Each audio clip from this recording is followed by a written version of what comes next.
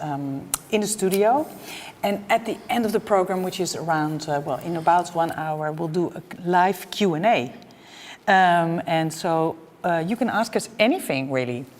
Okay, so the idea of today is, of course, to explain you a little bit what we are doing here at the KABK, because we're the heads of department of the Master Nonlinear Narrative and the Graphic Design Bachelor. And we just wanted to explain in a couple of sentences what this entails. The Graphic Design Bachelor, of course, takes 4 years. You start with a more broader year. Then you actually train your skills in the 2nd year, and in the 3rd year you collaborate with external parties, and in the 4th year is focused on your graduation. Yeah. What do we do at the Nonlinear Narrative, Roosje? Well, Nonlinear Narrative is a master program, and a master program takes 2 years. And in those 2 years, of course, there's lots of collaborations with external parties like the Tweede Kamer, so the government, but also some upcoming really exciting projects together about plastic, for instance, which Niels is running. We have 2 minutes left. I just get a sign. Okay, and bear with us. Bear with us. Sorry. It's the first time we do this. It's the first time for everything, Niels. And there's of course, here also you write both in the master as well as in the bachelor. You write a thesis to round up your studies, which is the basis of the research question for your graduation project. So maybe it would be good, we'll tell you everything about the studies during this show today, but maybe it would be good to first have a little bit of a tour through the academy. So I would like to announce our first little movie made by Donna van West, as we said, our alumna from the Graphic Design Bachelor degree program. And you will see Lulu, who is giving us a tour through the academy.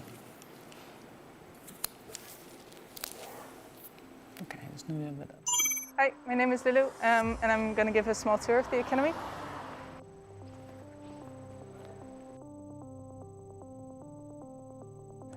This is the back door of the rental. Here you can rent like anything, mostly electronic things and cameras and projectors. And central station is right across the street. This is part of the textile workshop. This part is for printing on fabric. Down here is the academy shop, for everything you need in terms of paper or inks or anything.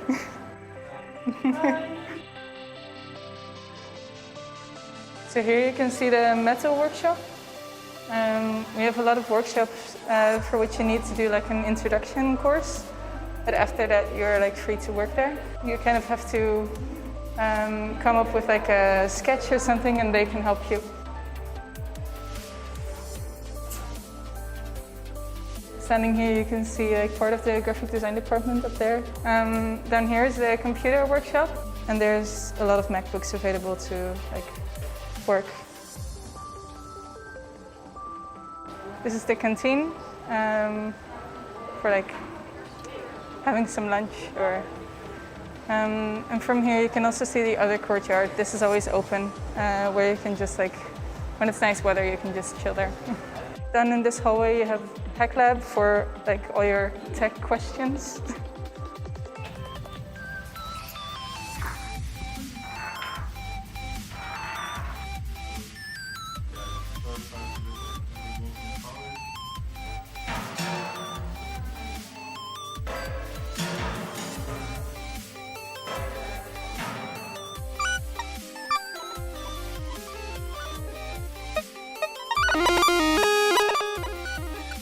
So if we go up here, we're going to parts of the print workshops. So the RISO and the screen print workshop.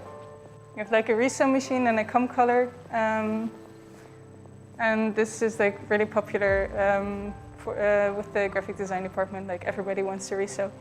And here is the screen printing workshop. It's a lot of fun because you're printing yourself, which can be very satisfying. And it's nice for big formats or crazy colors. So here you can see that we actually really do have 2 buildings. This is a nice place to catch some air. So this is one of the entrances into the graphic design department. So this is where you're going to spend most of your time, probably.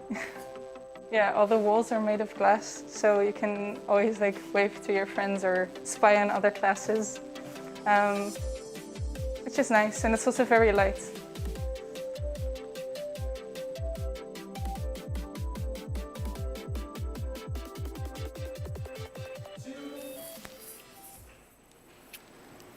Hi everyone, we are back, and I hope you have enjoyed our little tour through the department.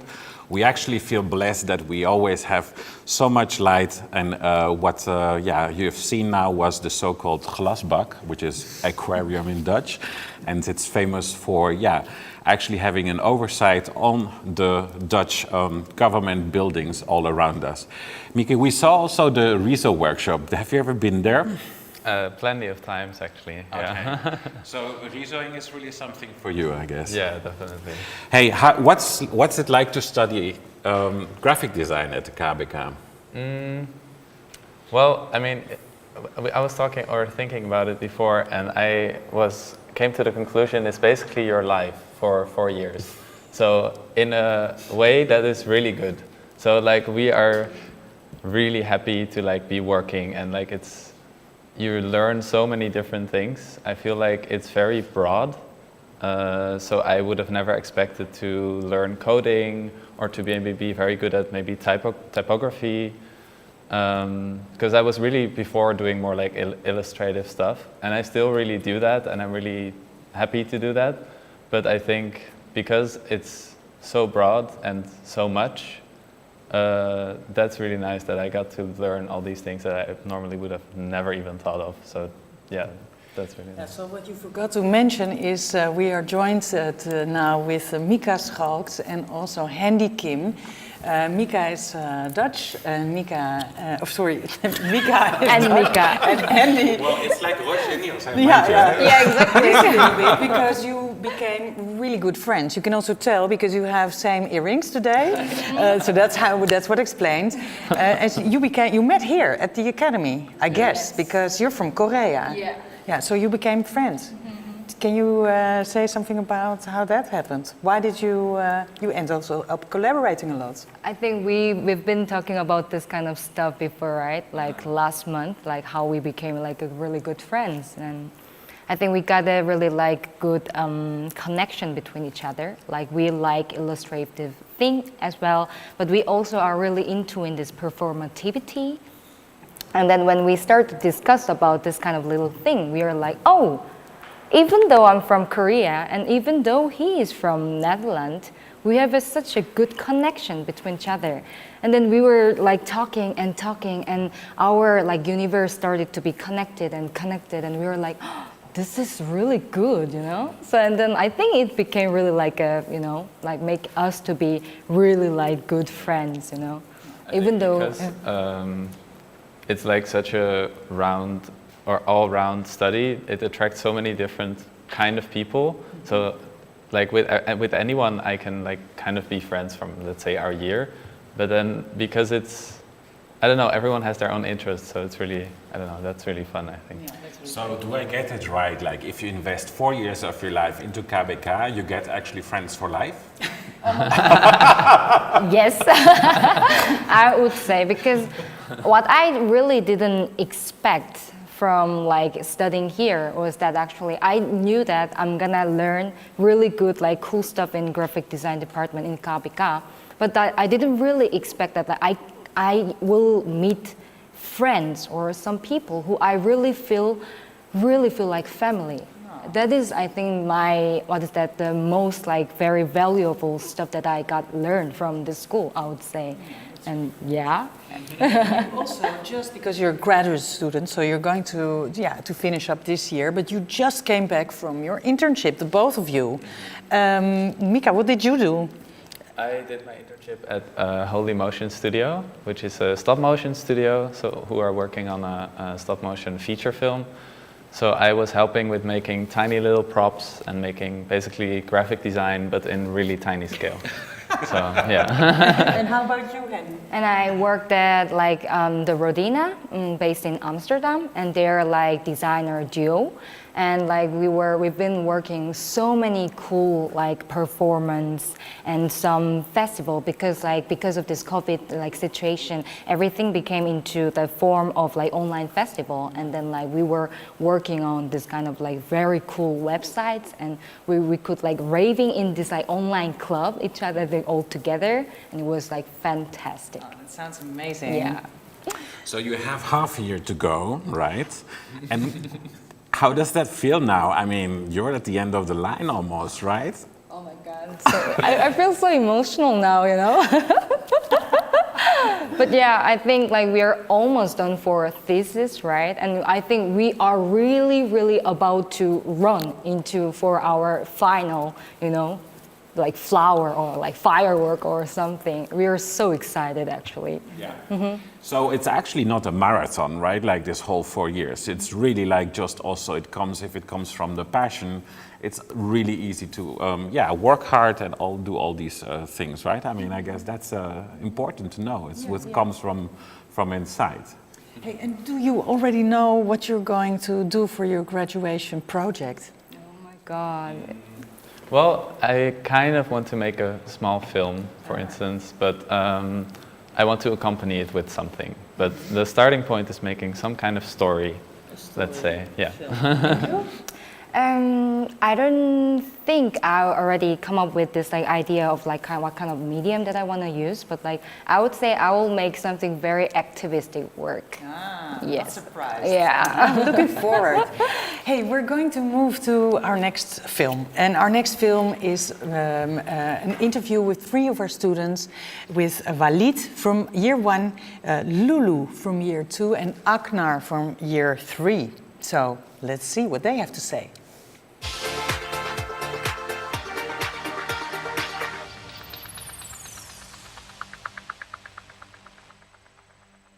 My name is Aknar. I'm a third-year graphic design student at KABK. I come from Iceland. I'm Lulu. I'm a second year at the graphic design department. So I'm Walid Al-Ward. I'm from Yemen, and I'm a first-year student. What is your secret or special quality? My special or secret quality? Oh, I'm easily distracted. Maybe that's something that makes me a bit adventurous somehow. I feel like I'm teaching everybody how to bookbind, and they're asking me questions about what to do when they're constructing their book. Is there a quality that you're known of? I'm quite well at bookbinding. And why did you choose to study at the Royal Academy of Arts? So my brother studied in Amsterdam in a conservatory. And then I heard a lot about this school. And then I just fell in love with the school. So when I came to the Netherlands and I had the ability to get a better education opportunities, I think it was like my first choice to follow. I kind of got in touch with graphic design. The Hague is like known for a good graphic design department. What's your favorite research class or fund? Like, what's your favorite subject? Theory and design. I would say typography, because that's where we can make books. And I really like exploring like the book as an object, as an experience. Well, favorite subjects or courses change every week maybe. Like when you're working on a project that you just really enjoy, I think that becomes your favorite subject. I also really like coding. They really stretch the idea of what code can do. Well, at first I was really scared, like, oh my god, coding. Like slowly you're kind of getting to understand how it works. But you can kind of do anything. Yeah, I made a poster generator this year. I'm doing one code that generates knitting patterns. Did you also find out some other qualities that you really liked here at school? With silk screen, for example. And this is opening my mind to a lot of other material. You know, I can be in the graphic design department, but I can also go down to the textile workshop and use it. So with the group of people, we went to the metal workshop and the wood workshop, and I think ceramics. Like the only way to get comments before was online, from far away, from people that I never known, with emails. Now I get to discuss this with people that I that are like more successful in their careers. For some courses, to be able to do something completely different, like get away from the computer and like build something or work with your hands. How do you see yourself as a designer? Ooh. Like in the school, they treat you as an artist. I feel like that you have your own voice, you have your own opinions, and you should show them. And like you should really show people what you think. And that's the first time anybody asked me, what do I really think about things? I really want to start an artistic movement somehow in a country that doesn't pay much attention to art. And do you feel like the academy is teaching you to be an artist? Act like an artist, but be a designer. They don't put you in a box, they just allow you to experiment, but then think critically about those experiments. Like a researcher and designer. Just giving people a voice, really, through a medium, something I really want to do in the future. Yeah. Well, that's actually the answer to my next question. What would you like to proceed after your studies? Like what do I want to be when I grow up? Or Yeah, actually it is. Non-profit work, social development, let's say. all our teachers are also are part-time, so they work here and they have their own practice, and I think. Now, we just didn't hear the answer of Lulu. Oh, that's a bit of a shame. I think we completely... I know what she wants to be when she grows up. But we'll keep it a secret for now. Hey, we are joined here with two students from the Nonlinear Narrative Department. It's Niels Otterman from the Netherlands from year 1 and Justine Corijn from year 2 from Belgium. So Niels, I don't know, maybe it's good to explain for our audience quickly that at the Nonlinear Narrative we regularly collaborate with parties from outside the department. Sometimes these are governmental institutions, sometimes these are institutions or like NGOs. We actually believe it's good to ground the work and the research in an investigative design methodology. To connect that to people who are in the social, societal context. And this year we did the collaboration with Free Press Unlimited in Amsterdam. And Niels was one of our students who joined the collaboration. And I would like to hear from you, Niels. How did you enjoy this? I mean, or did you enjoy it, or was it? I mean, I don't want to frame it, but how did you, like on a scale of, yeah. I mean, can you tell us something about it? Yeah, thanks, Niels. Well, first of all, I did really enjoy it. I did enjoy the fact that that we have so much space and so much freedom to work on our project in collaboration with Free Press Unlimited, and that via this way we were able to convey our own interest as well as our personal projection towards research. And I think the way how Free Press Unlimited provided us, for instance, a collaboration with journalists, I thought it was a real valuable way of getting to know this master program in the first place, but also getting to know design in how you can approach as a designer a journalistic topic. Yeah. So maybe to explain is what happened was that Free Press Unlimited actually used their network to connect students with journalists from all over the world, Pakistan, and all, also countries that we would not automatically have connections with. And you guys really engaged, talked with them, interviewed them. And what did you do? Well, I worked with 2 other students, and with a group we concentrated on the situation in Venezuela, and on especially on what happened on the 23rd of February 2019, where there was a clash between the Venezuelan activists and the Venezuelan police, or at least the anti-Maduro government. And our first interest was actually how this news was very silenced, but eventually it developed in our project that we kind of find out that this news also on our perspective, because it's also very good to understand that we as a Western audience also have like a very one-sided view on this whole topic. We were recreating this event, and therefore in a maquette, and in that maquette we kind of watch all the different narratives from not only like westernized news, but also from Venezuelan news and also like pro-Maduro news. Hold you there because we also want to ask some questions to Justina over here. Now, we only have a couple minutes. Hey, Justina, why did you want to study on a master? Why did you want to pursue a master education? Yeah, so I already had a master. So it's your second master. Yeah, and I got a master in graphic design, which was more or less more traditional approach on graphic design, mostly book design and type design. Yeah. And so I was really interested in nonlinear narrative because I already on the open day I could see how there's a really strong focus on journalism and archiving and different techniques. And yeah, that's why I chose to go to nonlinear narrative for this new approach on graphic design. Yeah. And I really wanted to develop my research skills more, but also decide more like who am I as a designer and where am I going to, because that was something that nonlinear narrative could help me with. Which brings me to the next question, Justine. What, in your personal opinion, is the nonlinear narrative?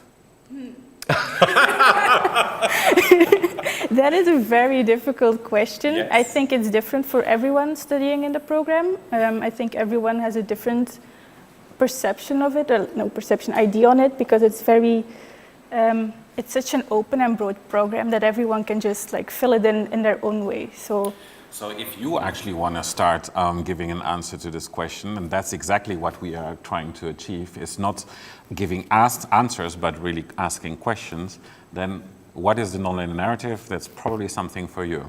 Mm-hmm. Yes. Hey, and for you, actually, it goes a little bit the same, of course. Why did you want to pursue a master's studies? Well, I finished my bachelor study like 2 years ago, and I actually wanted to expand my research abilities as well as to my own position towards design, towards journalism, and I actually want to actually it's kind of similar to what Justine just said from who am I as a designer. Mm-hmm. And I think this master program gives me the freedom to expand that, so, and I think that's very valuable to do. Fantastic, yeah. Now, yeah, we're going to watch a little film that Justine made in a little bit, a project called Who Speaks, very exciting, has its world premiere today. But before we go there, we are first going to have a look at a film about our alumna, Vera van der Sijp. She graduated from the Bachelor department, I think now 3 years ago, and I'm really curious to get that going. Vera van der Sijp.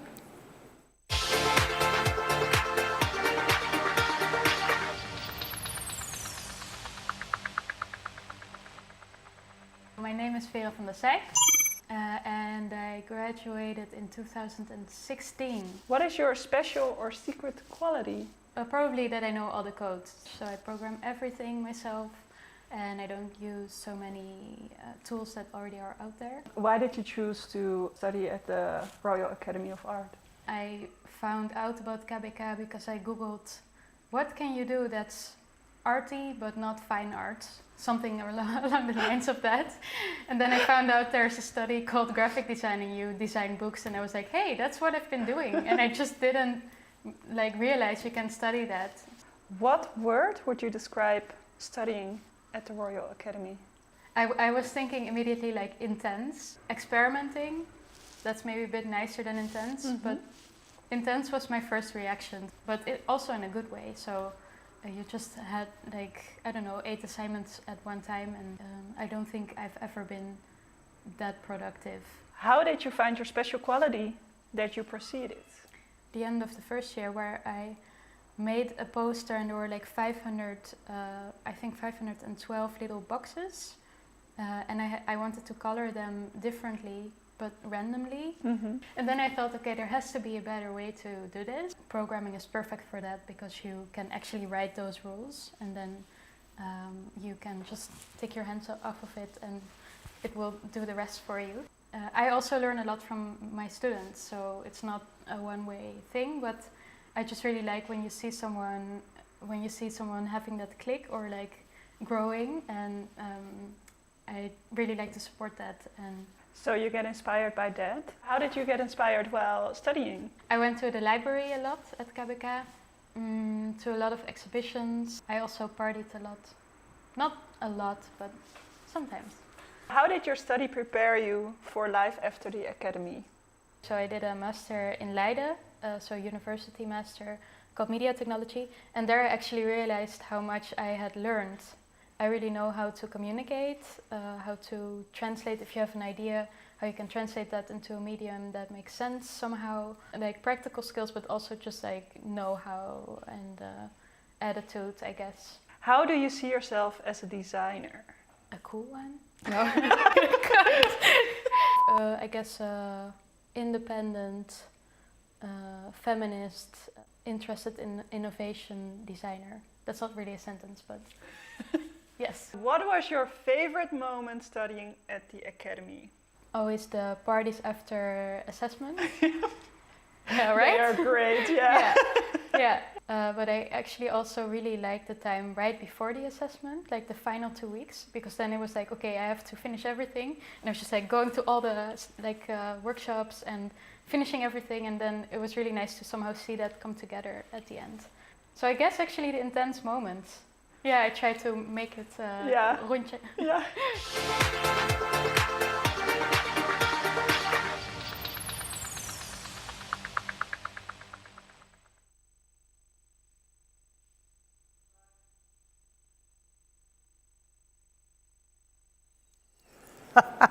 And we're back. And I'm holding here a brush in my hand. It's a reason for that because we are joined with first year calligraphy teacher Guido de Boer. And there he comes. You will give a live lesson, so I'll just give the floor to you. All right, everybody. Well, I'm a letters teacher in the first year, and I teach, for instance, I teach calligraphy, which is something that takes a lot of time. Today we only have, what's it, like 5 minutes. So I will basically, in 5 steps, go through the whole stuff. I will try. And I have now 2 students sitting over there on my left who will be joining. So I hope everybody at home has your stuff ready. Some paper, some ink, some brushes. Well, I have them here, but of course I'm going to do the examples on the chalkboard, so I will be writing with chalk. So first of all, the rules. What are we actually going to make? We're going to work with a brush, so it's very important, first rule, that the brush always goes down. You can never push the brush because then the hairs will go in all the directions you don't want them to go. Second is the brush has a certain angle to the paper. So you can, for instance, hold it like this, which makes a very thin stroke, and like this, which makes a nice sound. No, and a very broad wide line. Then, of course, we can make contrast, which is very nice because then we can actually make a difference between a thin line and a thick one, like that. So if you can already join me with doing this on your paper, that would be really nice. All right. Second thing. With the ink, eh? Yeah, your guys are writing with the ink, and you at home as well. No, only down. Yeah, only down. Only downwards. Okay, next thing, we have to choose a style. So we can either, for instance, make a letter like this, but we can also make a very fat one. So you have to choose and then stick to your choice. That's very important. All right. So then we need to find out some proportions. For instance, the height is very important, but that brings us actually to the next step, which is the grid. All right, I hope that you all have a ruler, and my students on the table has them as well. So join me with drawing a baseline. Do we do this with the brush too? Yeah, no, this is what you do with the pencil. Oh, pencil, yeah. pencil, Yeah, pencil. yeah, pencil. All right, once you have the baseline, I'm not using a ruler because I'm the teacher, then you can put an X height on above it, which is actually going to be the height of all the characters you will write. I think I need this line. And then we need some lines for the letters that are a little bit higher or lower than this. So that is for the ascenders. Yes, and the descenders, of course. So we draw 4 lines actually. Yeah. Okay. Had je niet doen, hè? Yeah, so that's the grid we're going to work with. All right, so Then I think we're actually quite ready to already start writing something. I ask from you at home to write your name, since you know the order of the letters, you practiced this word before, so that's kind of practical. I will be writing graphic design. So first step is we're going to make the model, which is going to be a little bit like this.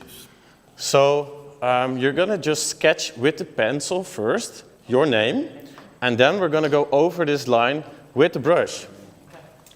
All right, good luck.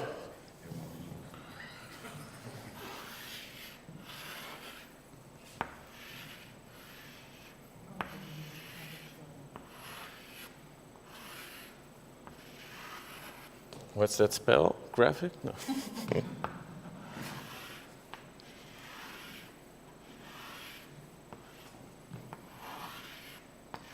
And do we use serifs? Well, it really depends on the style you're choosing, but I will definitely choose serifs because they're just nice, right?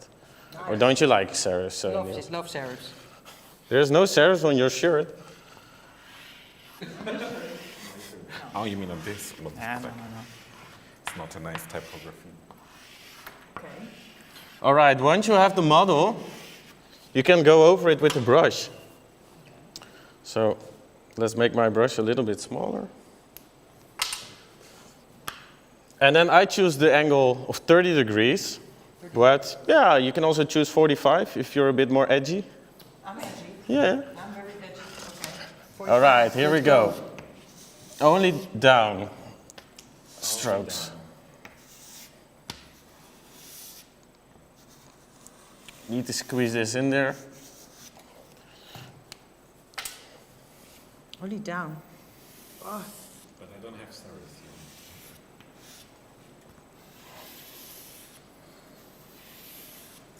here. You're good. I know. You did some secret practicing. Okay. I'm not gonna win this contest. It's not a contest. It's not a contest, Niels. It's about learning and concentrating.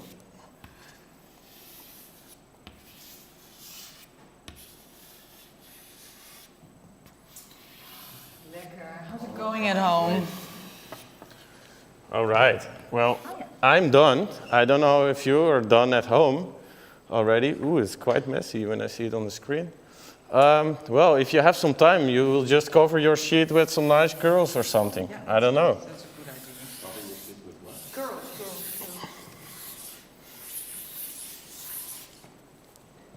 Why not? Yeah, why not?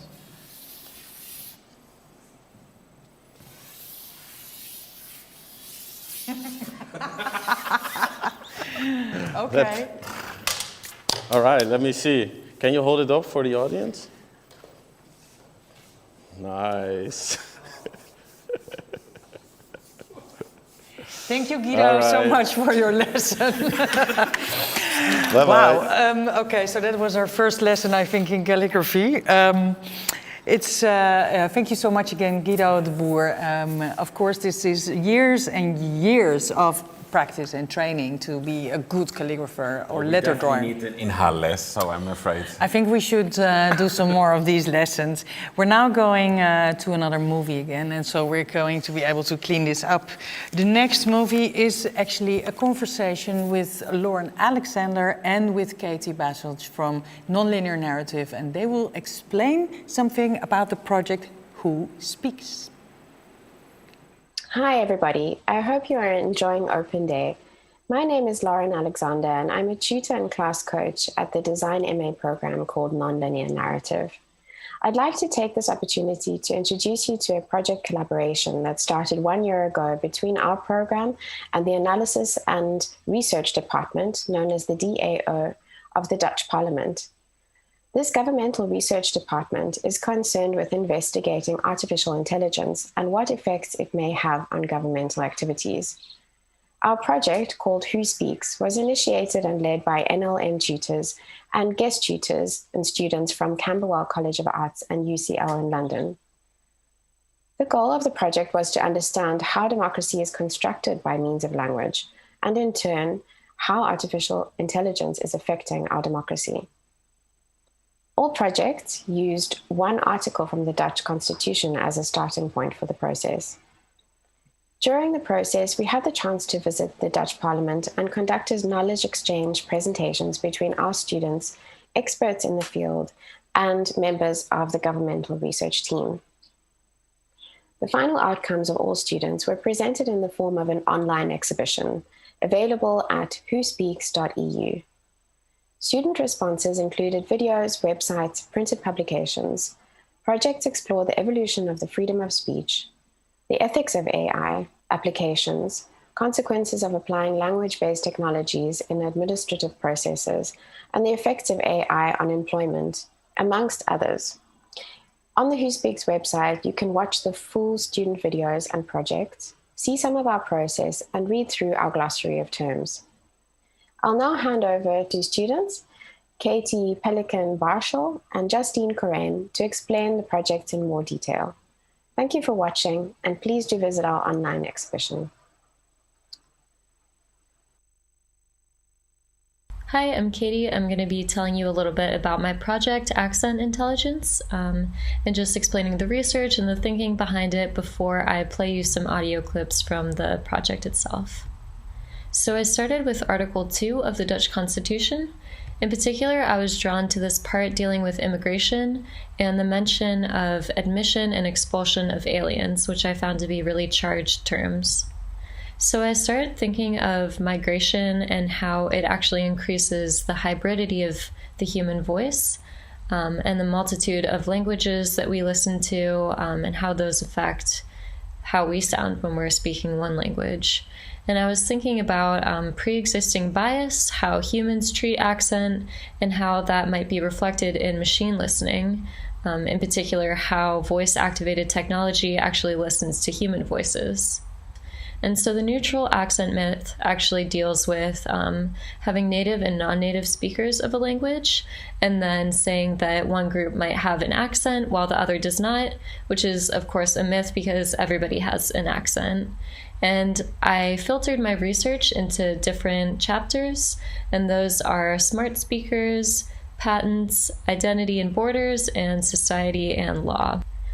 And moving over to the website, you can see the different chapters here. Also, when you select them, there's a play and a pause button. You can look at different resources here and find out more information for yourself. They're all linked. And over here, you can read a little bio about the project. There's also the SoundCloud linked for my sort of music engineer, Connor Golden. He is a musician, and I sampled a lot of his work for the background. So now I'm going to play you some of the chapters. What is an accent? The first time you hear a voice that sounds different than your own, you learn about accent. Maybe you live in a city full of people from every corner of the world, or maybe you've just moved to a neighboring town. It's hard to pin down, but it's always there. Accent includes elements of pronunciation and articulation, which have to do with our bodies and speech.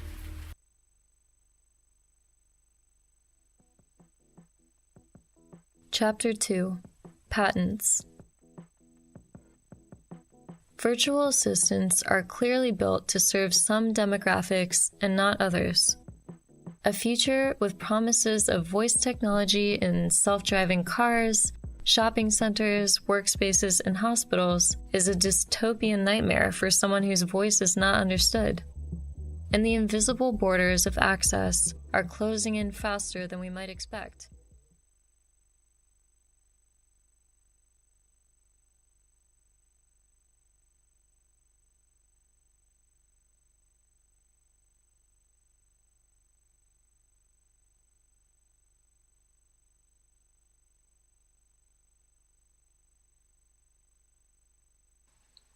Hello everyone, my name is Justine Corain and I'm currently a student at the master's program Nonlinear Narrative. And today I will briefly guide you through my work, A Hidden History of Technologies. For this particular video, I wanted to retell the story of Article 7 of the Dutch Constitution, which addresses freedom of expression and the ban on censorship in the Netherlands. I was initially interested in how freedom of expression has been limited throughout time and how communication technologies have influenced the definition and understanding of this right. That is why I tried to put together a timeline of the historical developments concerning Article 7, while simultaneously looking at the developments of different technologies influencing freedom of expression, of which the invention of the printing press and the internet are great examples. At the same time, I tried finding an answer to how the current AI developments have an influence on freedom of expression in the Netherlands, and what the differences are between censorship practiced by algorithms and censorship practiced by humans.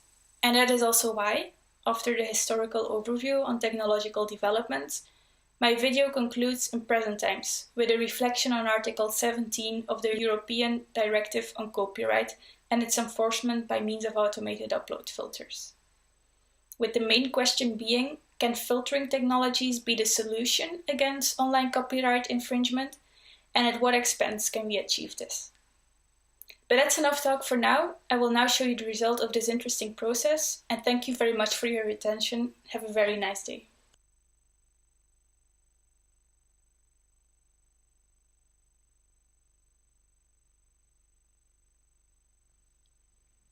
Article 7 of the Dutch Constitution. Freedom of expression and the ban on censorship.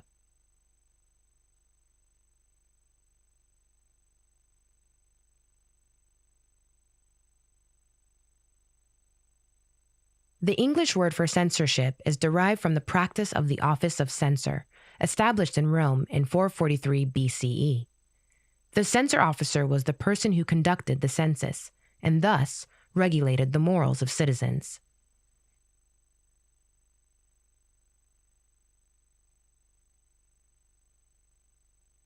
In The Republic, written by Plato around 375 BCE, an account of such a system of censorship can be found.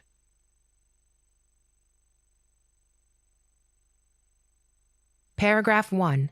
No one shall require prior permission to publish thoughts or opinions through the press, without prejudice to the responsibility of every person under the law. Around 1445, the German craftsman Johannes Gutenberg invented the printing press. This printing press was revolutionary in the way that it made it possible to manufacture large numbers of books for relatively little money. In this way, books and other printed matter consequently became available to a wide general audience. Soon after this invention, the Roman Catholic Church published a list of forbidden books.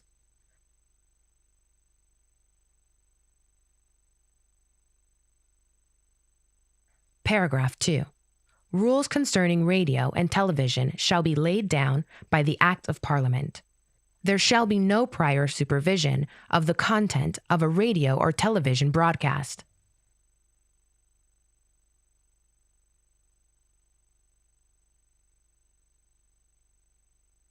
In 1830, the Belgian Revolution led to the separation of the southern provinces from the Netherlands. The lack of freedom of the press was one of the many reasons behind this revolution.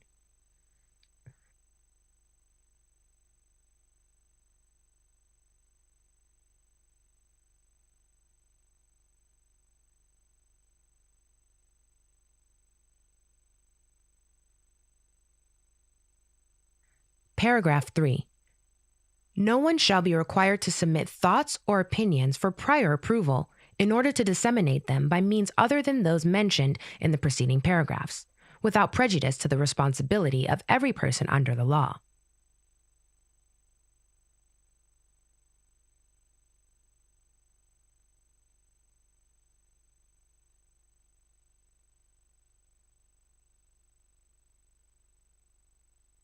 The invention of the computer, and later on the internet, both had a big influence on freedom of expression and censorship worldwide.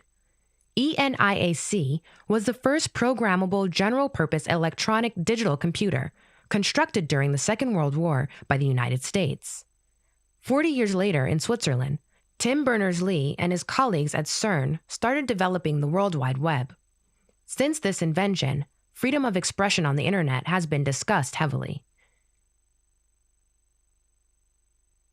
In 2012, the Netherlands became the first country in Europe to apply the net neutrality law.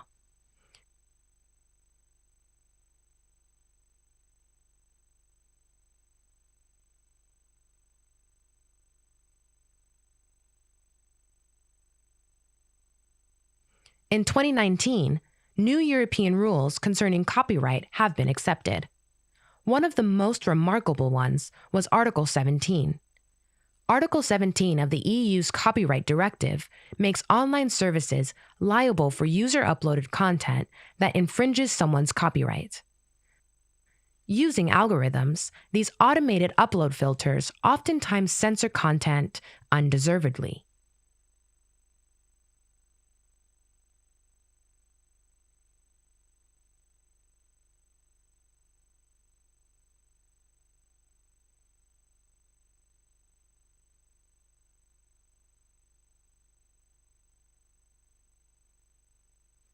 Paragraph 4.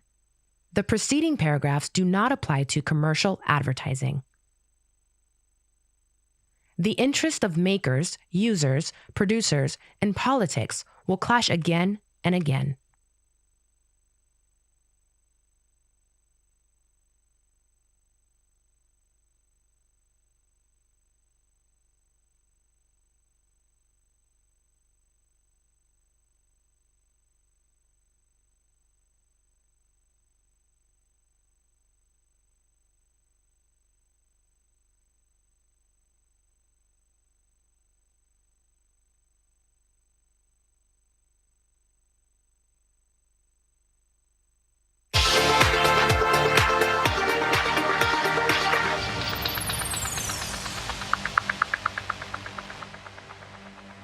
My name's Lulian, and I'm teaching at KABK first year graphic design. What is your special or secret quality? I'm very patient. That way how I'm talking to my students, that I really prefer to take the time to spend my time and talk to them, and being both, let's say, Dutch and Chinese, understand things from two or more perspectives. And also here in this school, there are a lot of foreign students. Yeah, it's very interesting Yeah. how they mix and how they inspire each other. How do you prepare your assignments? I like to do in-depth research. In order to do that good, and I need to do a lot of research myself and to find a topic that would be interesting as well for the students. So I actually learn just as much as they do. You kind of answered already this question, but what do you learn while teaching? 26 little problems in a daytime, but it's such exercise for me as well that I can actually help them. It's sometimes quite surprised me as well, like, where do I know all those things from? What kind of qualities do you look for while teaching your students? I prefer to dig in their own quality and have their own quality shine, because they shouldn't copy or they shouldn't receive others, and everybody's different. Everybody grows differently. How do you see yourself as a designer? Funny enough, as a graphic designer, I'm actually not interested in graphic design. And happen that I like graphic design so much that I have to put everything that is around me into graphic design. It can touch every single field. Can you tell us an anecdote of one of your classes? We were supposed to have a actual physical presentation, and 2 days ahead of the presentation, and the government announced like a total lockdown again. So the museum has to be closed, and we couldn't do our physical presentation. I was really, really sad. I couldn't do anything for 2 days. I was trying to figure out where we can go. But surprisingly, my students, they just started an online exhibition themselves. And they did it overnight when I was like completely freaking out. Yeah. And they just like, hey, we have this finished. I'm like, well done, guys. You're done.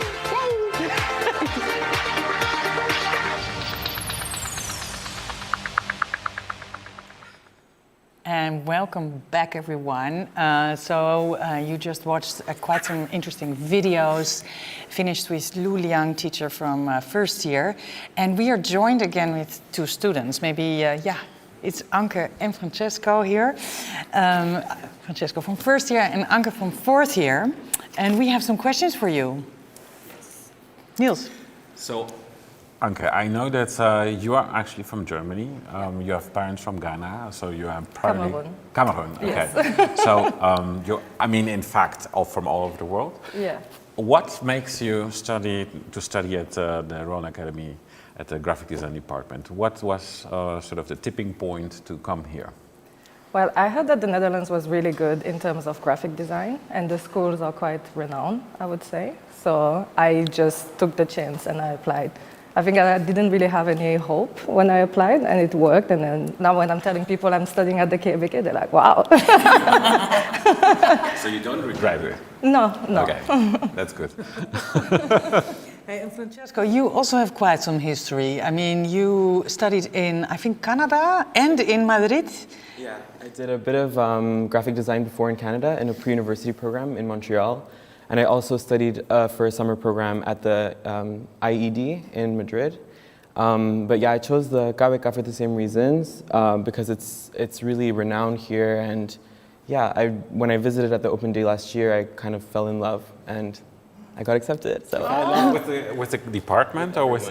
Or something else, I don't know. Yeah, the department, it's a really nice academy too, and I love The Hague, so. Yeah, well, I think the love is pretty mutual, Francesco. I think it's safe to say it's a love story. Okay, so now we came to COVID times, of course. It's a reason why we're not sitting on each other's lap, but, nicely distanced.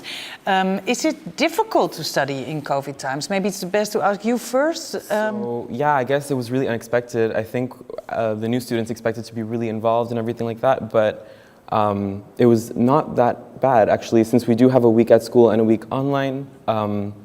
We do get to experience the school and still be safe. And we do have good measures that I think we're fine. We didn't have much cases, and yeah, I think it's still a great way to experience the school. So yeah, really good to hear. Yeah.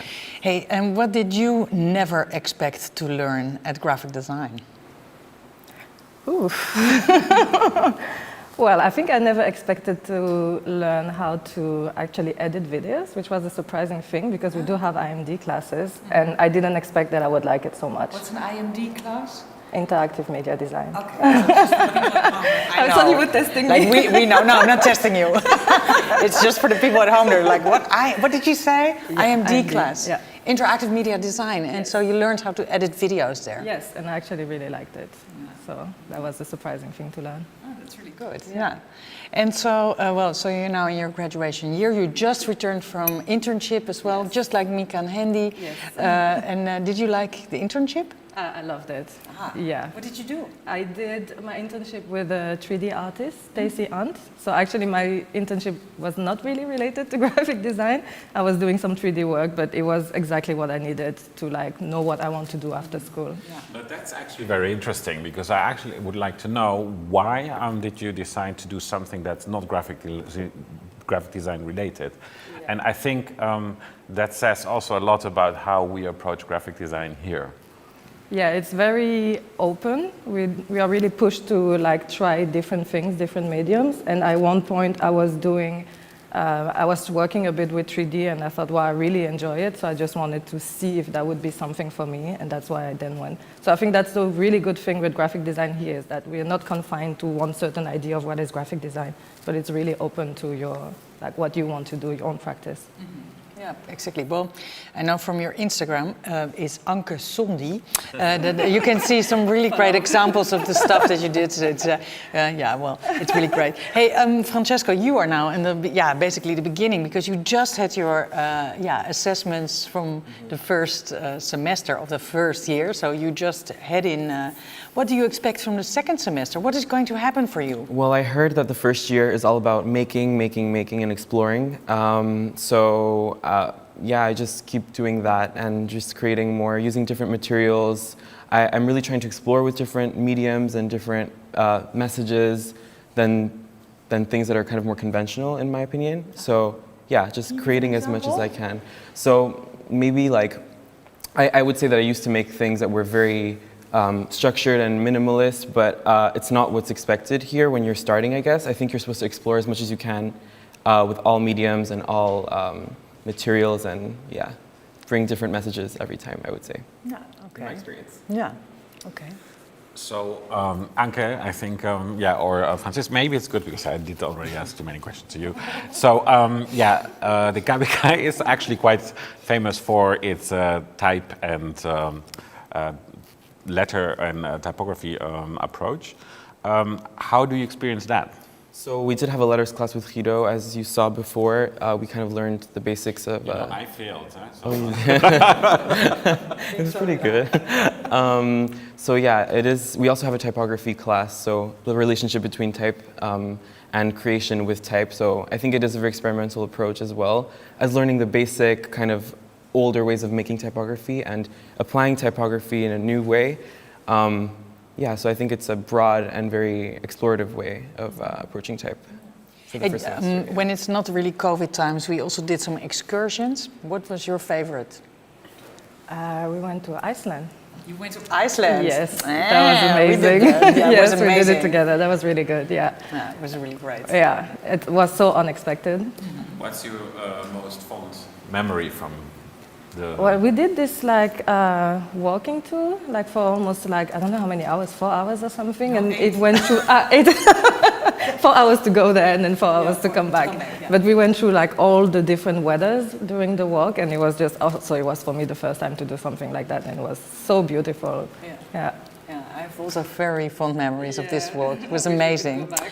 We should talk about this some more, but maybe on another moment, because now we're going to go to a video again, a final video that was made by, as we said before, our alumna Donna van West. Donna, you did amazing. We're now going to look at this film. It's from NLN alumna Emma Verhoeven.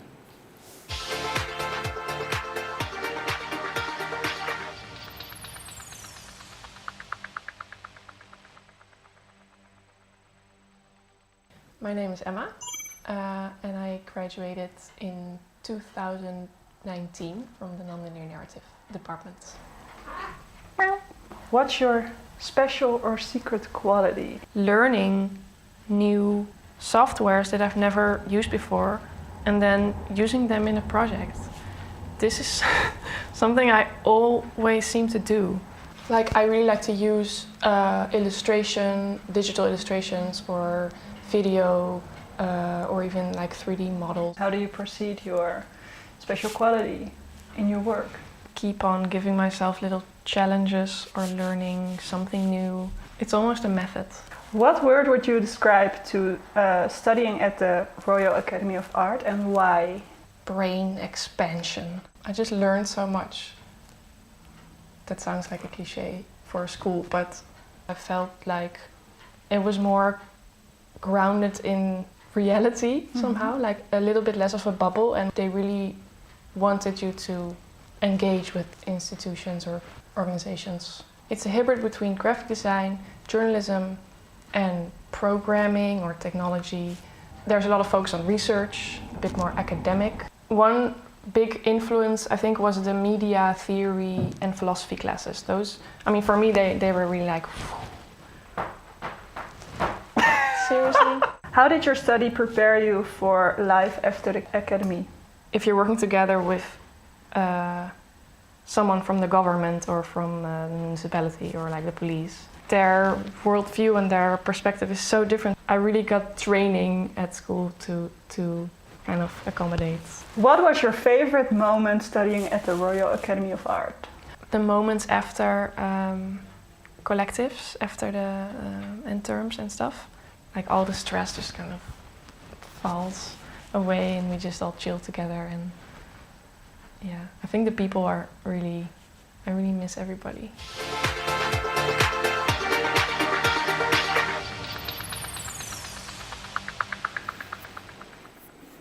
Hi everyone, we're back again after this great video featuring Emma Verhoeven. And we are joined with two of our favorite people in the world, I must say. We have here Ingrid Grunwald and we have here Marit van der Meulen. They're both coordinators. Without them, we basically would be nothing, right? Absolutely. Absolutely nothing. Hey, we're going to go into our Q&A really soon. We just wanted to round up a little bit by giving some of the pointers of the studies. So, Bachelor, 4 years? Yes, I mean the Bachelor is actually built around 5 main courses, which is, now help me because this is always like memory thing, interaction, image, coding, and design. And typography. Thank you very much. As you can see, we would be nothing with our coordinators.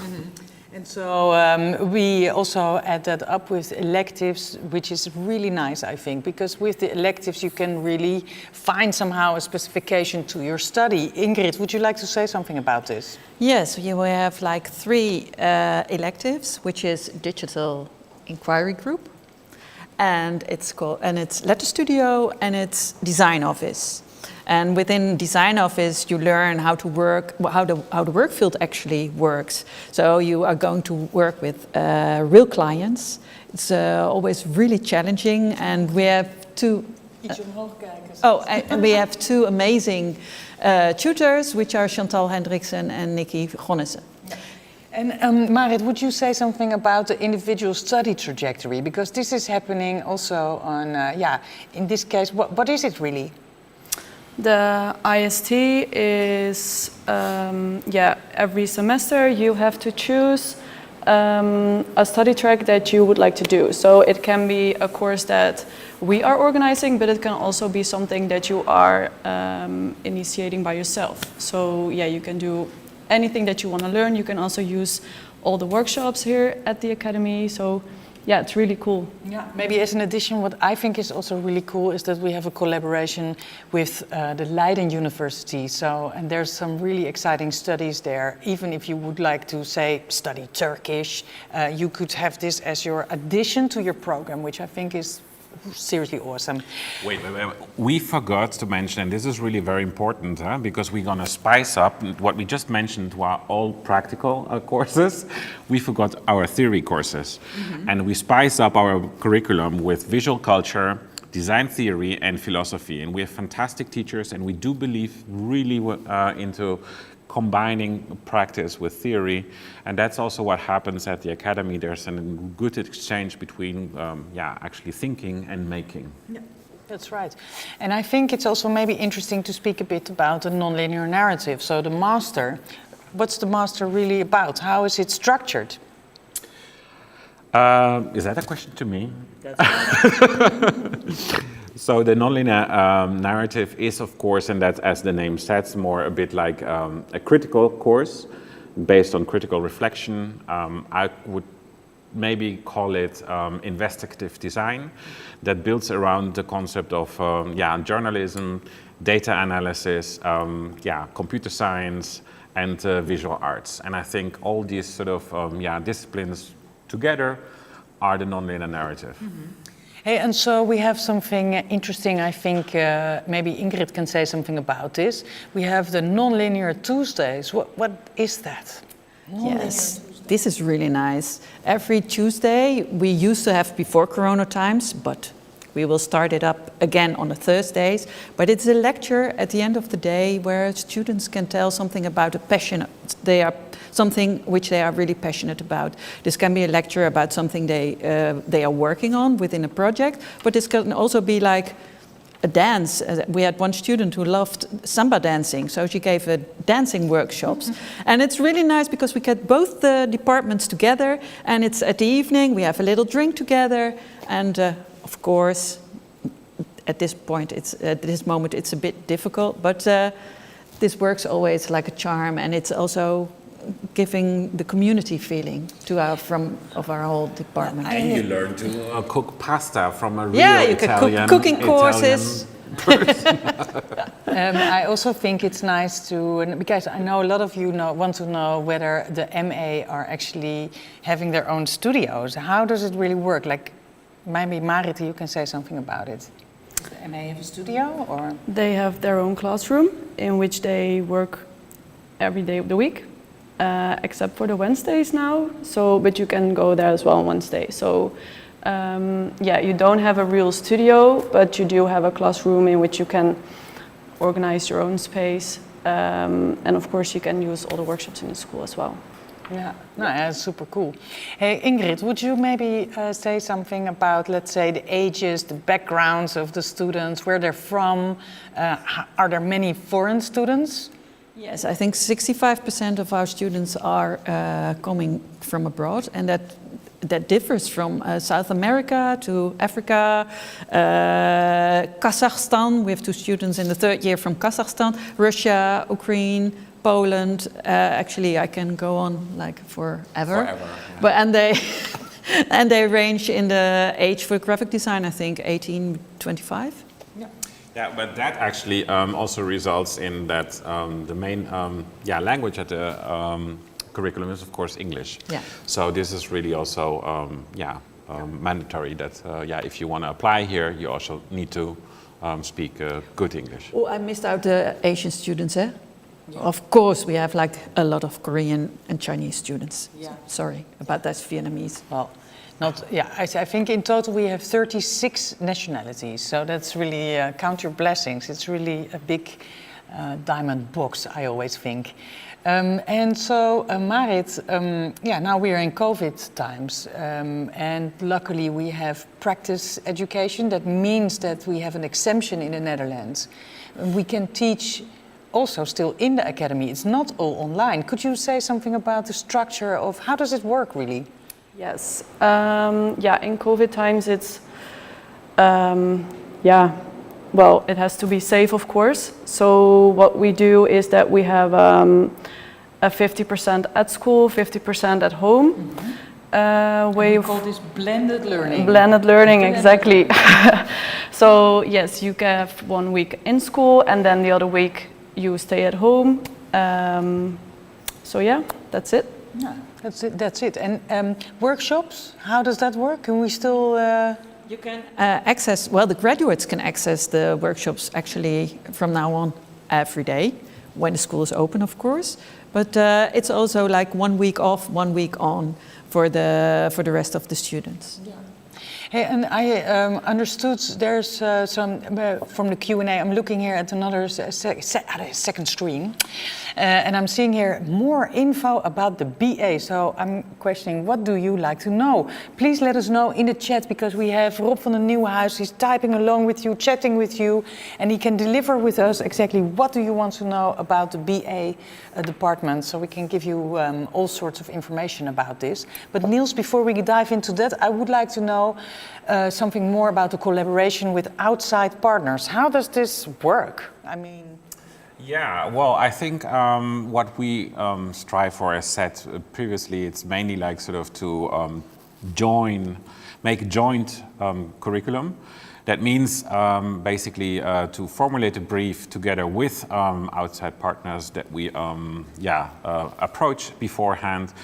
We ask a certain relevant question what students need to investigate, and then together in joint classes where also the outside partner joins us, we try to extrapolate answers, find new knowledge, and share it together with them, because we do believe seriously that these joint collaborations will result in new knowledge exchange.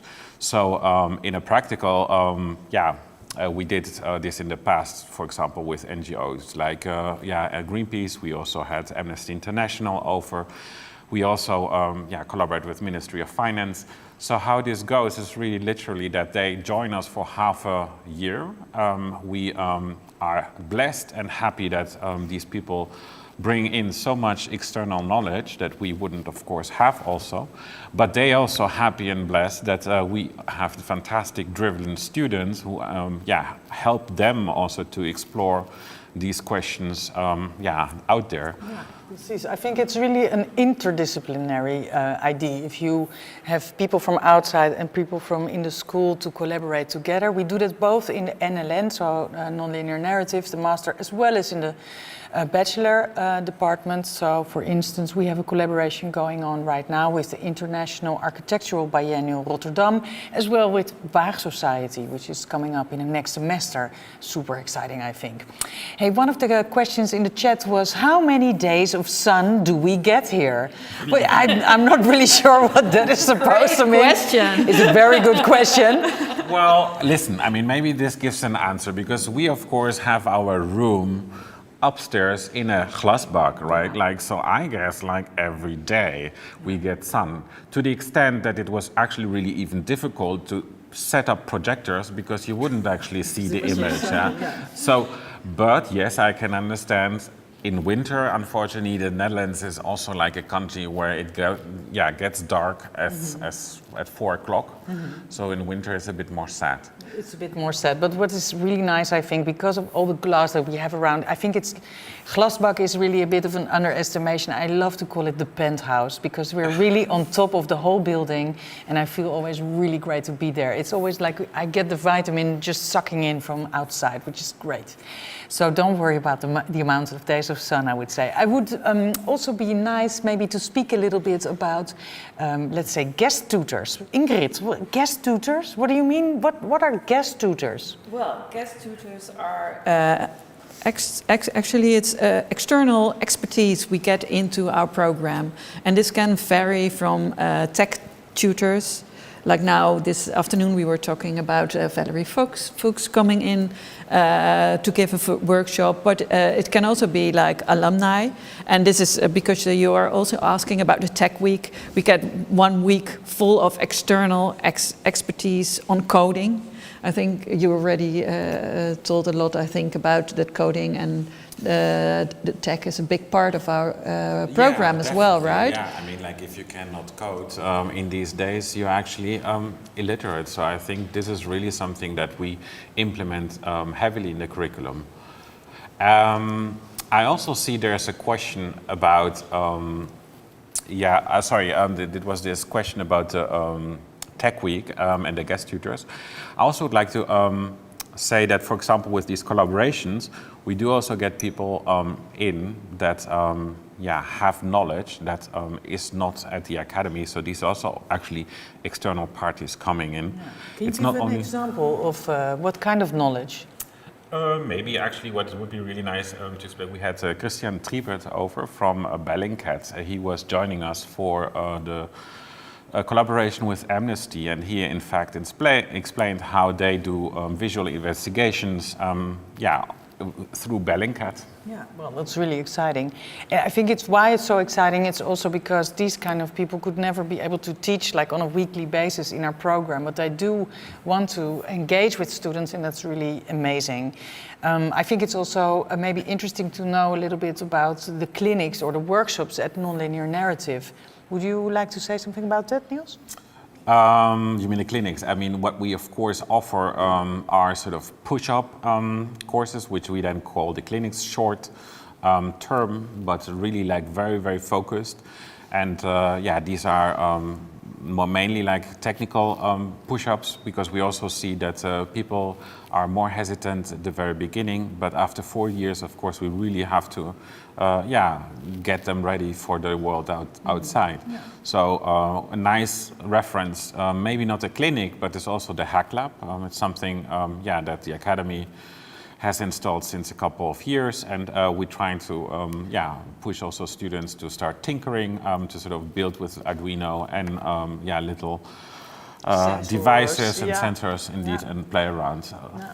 I think it's also maybe nice, one of the chat's questions is, what if you have no coding experience? Well, that is something that you also come to learn, of course. I mean, you don't have to worry about that, I think. And there's people that are more fluent in it, people that are less fluent in it, people that use it more than other students. But it is a general course in our school, and it doesn't really mean that you have to be a code nerd already when you come in, but you expect to have some code nerdness coming to you.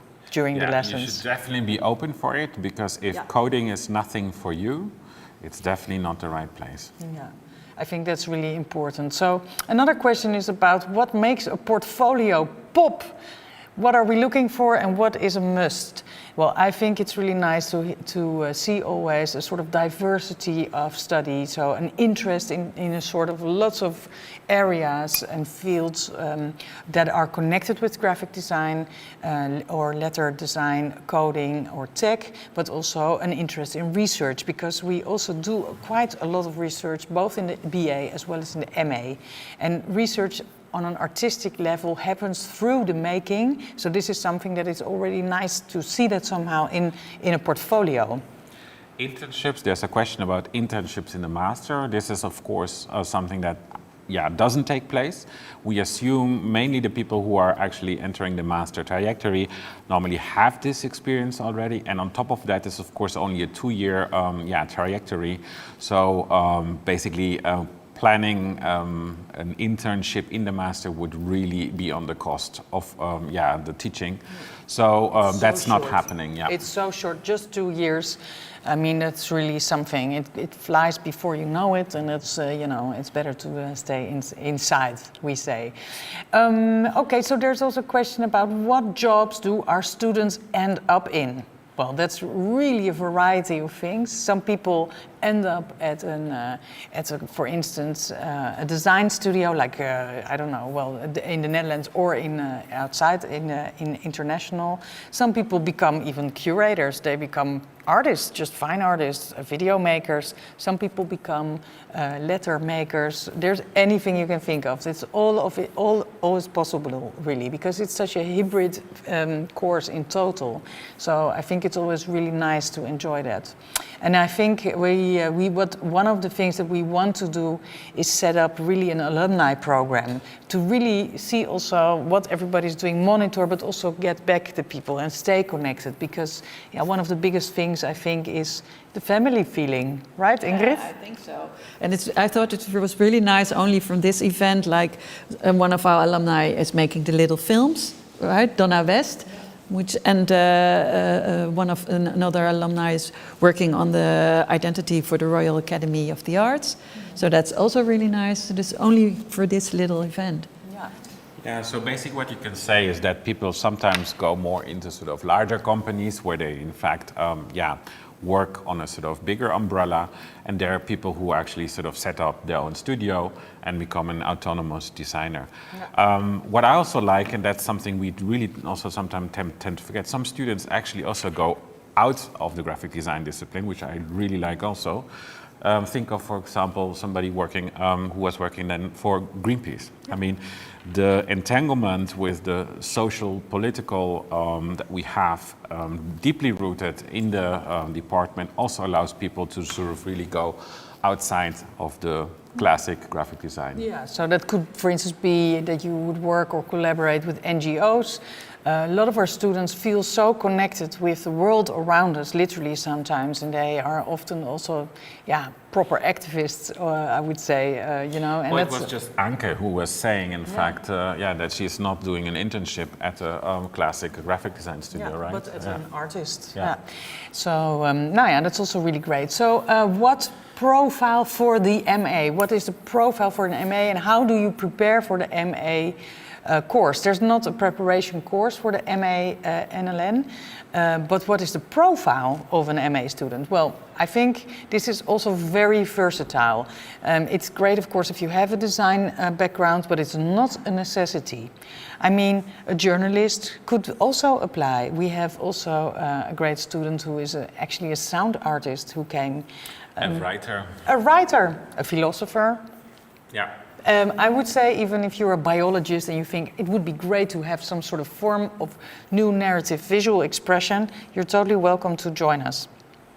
Then again, I think it's really important to sort of be open to learn. I think this is really one of the key aspects. If you sort of talk about what do you need when you want to join the the nonlinear narrative. And I think it's also, you have to be able to engage with unknown territories. For example, if you're not a designer, well, you have to start dealing with typography. You have to, I don't know, start investigating through coding. You have to, I don't know, be able to sort of write your lines of code. That's definitely something we need. I see also if there's a question for the MA about, are there projects towards architectural and urban design? Good question. I think that's actually another department, well, to be honest. Actually, we can answer. We had this ROBA project, yeah? Oh, yeah, that's a good one. Project also. We had in the master a project, collaboration with Stroom, the Hague, and help me, who was, of course, it was the city of The Hague, who in fact installed in the city of The Hague a big tunnel. So through this excavation of the tunnel, a lot of objects were found, and we started to sort of construct narratives on how these old sort of archaeological artifacts link to contemporary times and what kind of story they tell. So this is maybe an example for the person that we do actually consider urban aspects, urban stories, urban narratives, but it's normally then connected to an outside project. Yeah, but I do want to say that if you want to study urban design or architectural design as an MA student, then you should follow the program of Inside, which is also at the Royal Academy of Arts. They already kicked off their open day, I think on Tuesday. It's probably to be found on the website. It's a fantastic program that also works with lots of outside partners, by the way, too. So it's really an eclectic exchange. Hey, we have a lot of questions. So I'm just trying to, how do we help and support our students after graduation? We already said we want to set up a more extensive alumni program, but we do yearly try and organize something together with the alumni. Would you like to say something about it, Ingrid? Yeah, well, we always try to find ways to stay in touch with our alumni. If we see opportunities for alumni, we will always make sure that our alumni know this.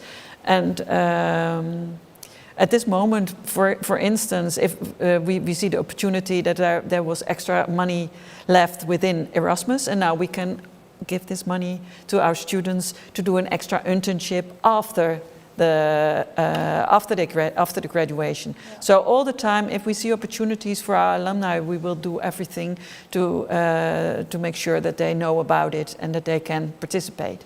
Yeah, there's also an interesting fund application, a grant application that you can do for the VSB funds. Niels, would you like to say something about this? Oh no, I mean that's Aparajita. I mean she has really just quickly, you can quickly say it. It's if you want to study abroad after your studies, you can also apply for this fund, VSB funds. You basically win the lottery if you get that but fund. You have to be Dutch though. Oh, you have to be Dutch though, but okay, fine, still. You win the lottery with that. So that's the question of after graduation. If you have more questions, just drop it at Rob and Rob will bring it back to us. I also, there's still a question standing there. Do you work with outside partners with the MA? Yes, we do. And we already answered this question, but we'll say it again. Yes, we do.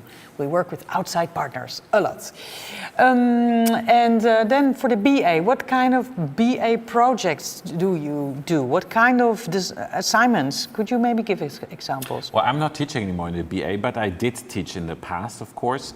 What we did in the third year, for example, we were focusing a lot in collaboration between different subjects. And I think that was really quite exciting and also different to all the other years, because we, for example, collaborated in a project that we set up with Museum Manau, with the philosophy teacher, with the interactive teacher and graphic design. So by this, we actually also look through the teaching through lines, for lines that combine these different subjects and actually produce knowledge in one course that we use again in a different course, and actually materialize it in a design course. So I think this intra-trans disciplinary approach is also embedded in the curriculum. Yeah, I think that's important to address, but also just really crafty work. So also design a poster, design books, book binding, letter design, but also like learning about making compositions, what is, use of color, and of course, also a lot of interesting, I think, possibilities for finding how to learn how to express with video, as Anke said, or 3D, or 4D, or VR, or AR. So it's a really big range of assignments. And I would really advise you to follow us on Instagram on the KABK design. It's very simple, nothing difficult to remember. You can just type it in now and just say follow, like, whatever, because you see lots of experiences here, what we do and how we teach.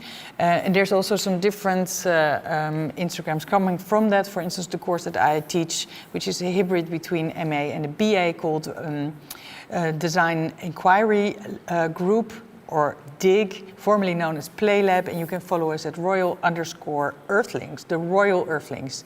So that's something, for instance, that is really nice. So it's really too much to sum up right now, so I really would advise you to join us and see also there what is actually happening and what they are designing.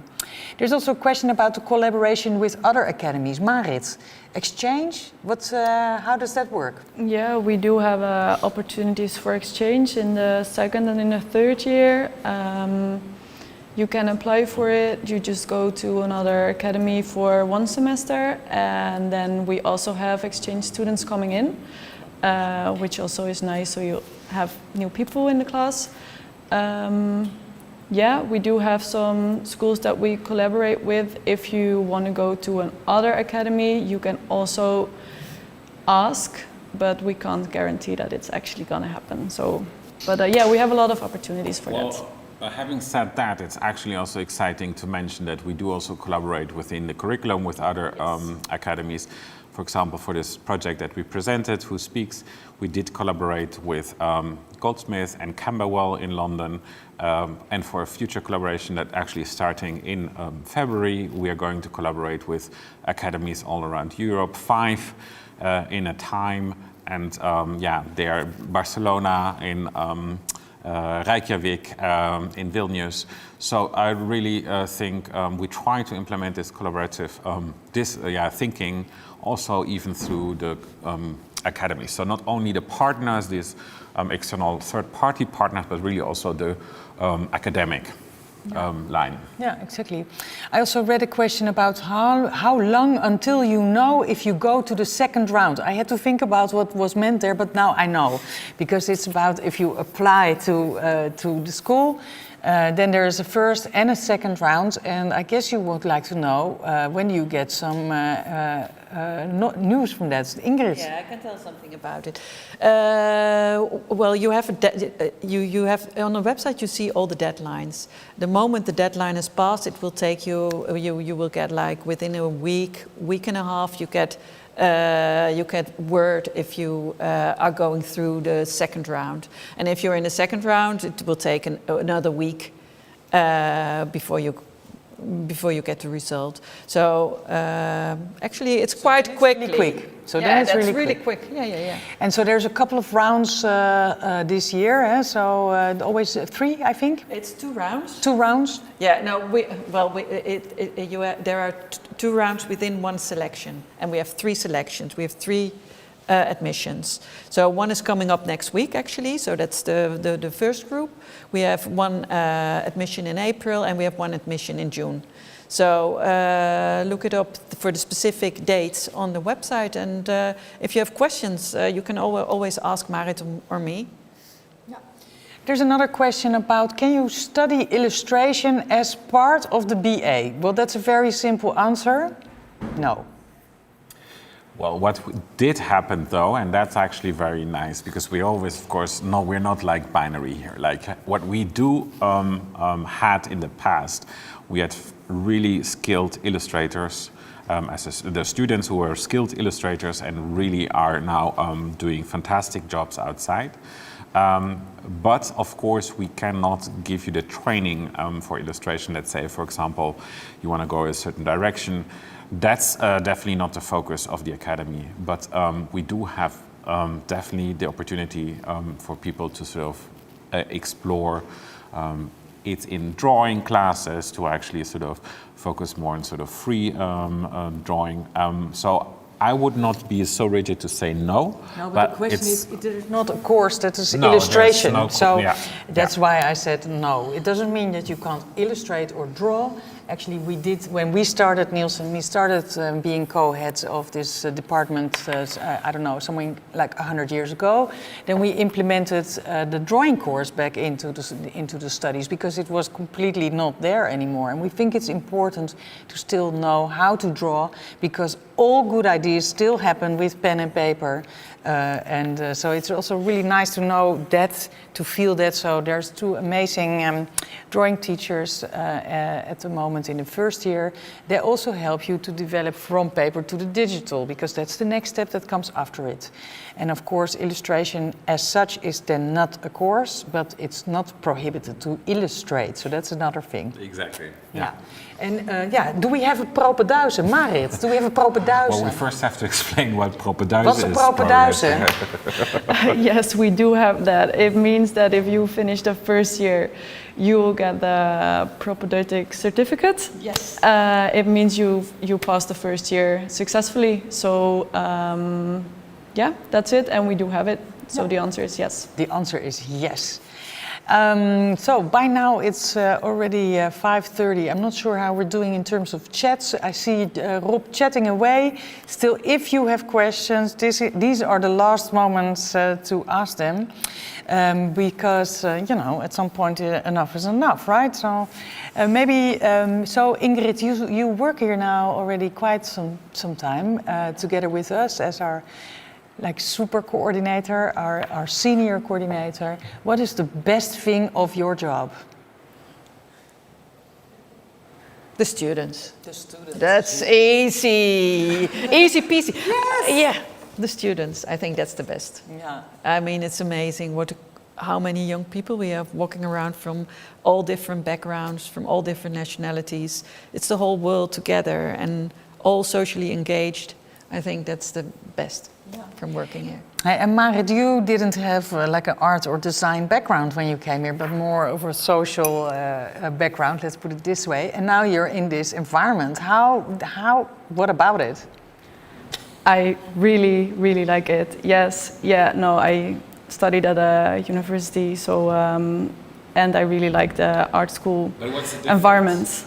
What's the difference between a university and academy? A university is really theoretical, so here it's more about practical work. Also, people they make stuff instead of writing mostly. So, and I think the whole environment at a university is more stiff.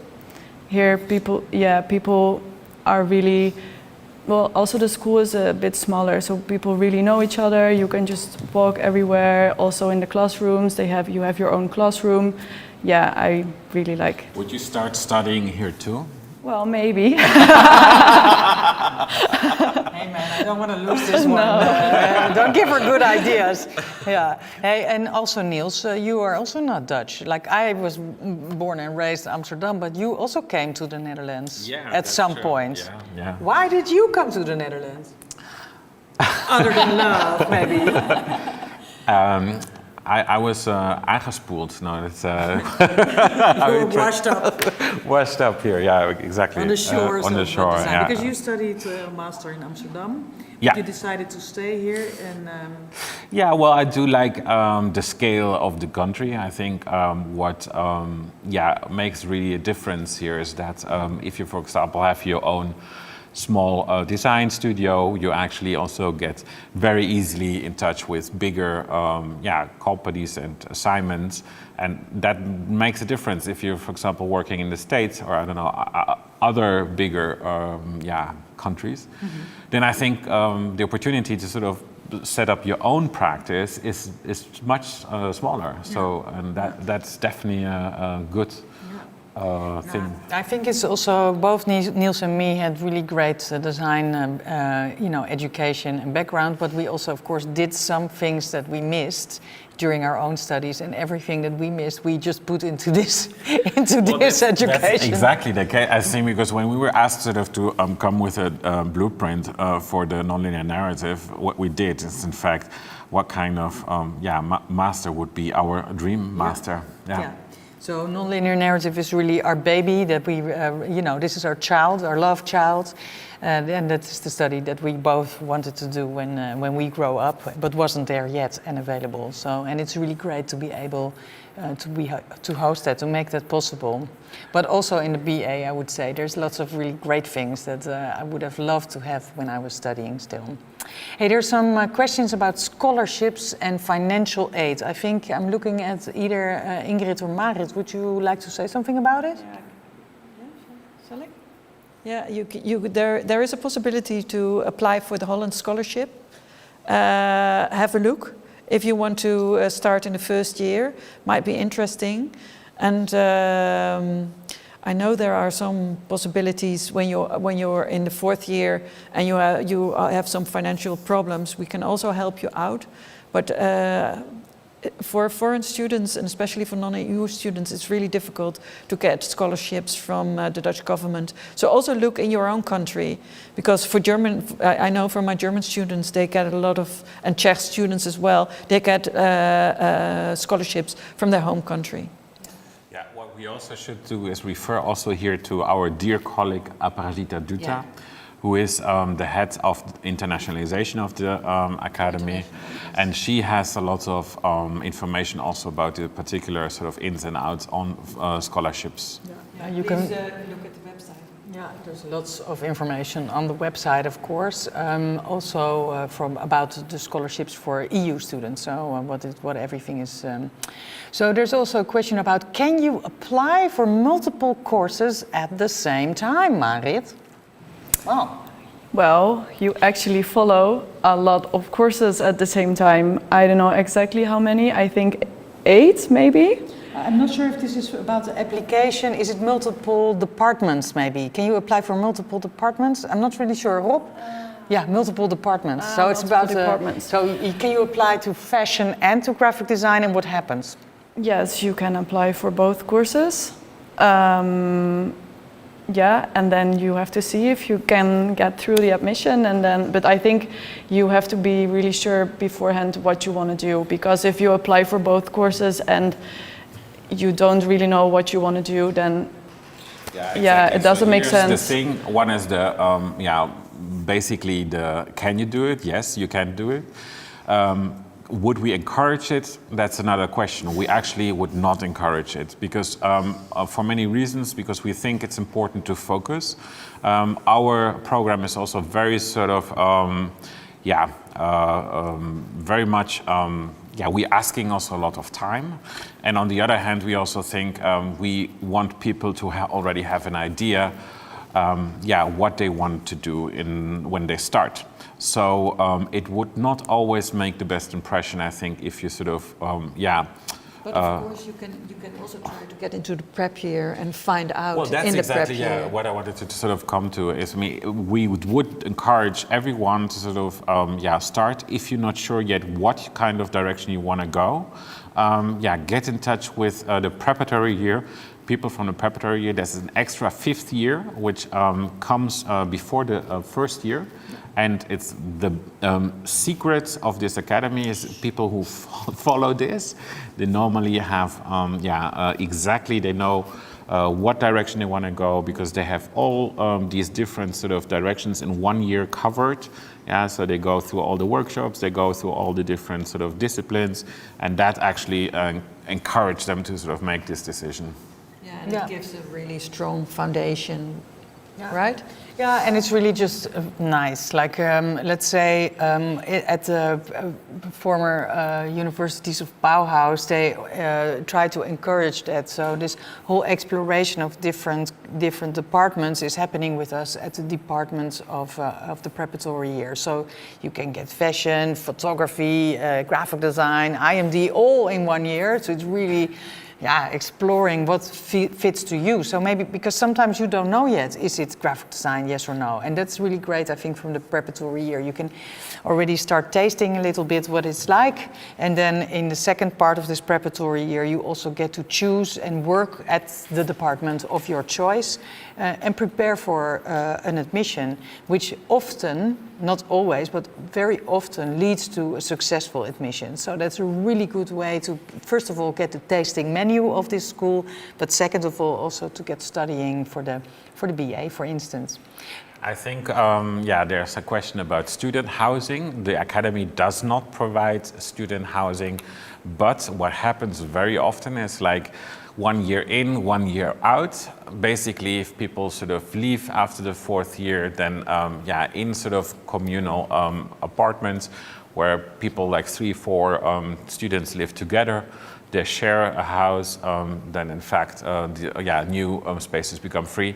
And so what is actually very helpful, there are platforms where students exchange this information with each other. They say, okay, well, there's one camera room coming free, and is there anybody who's interested?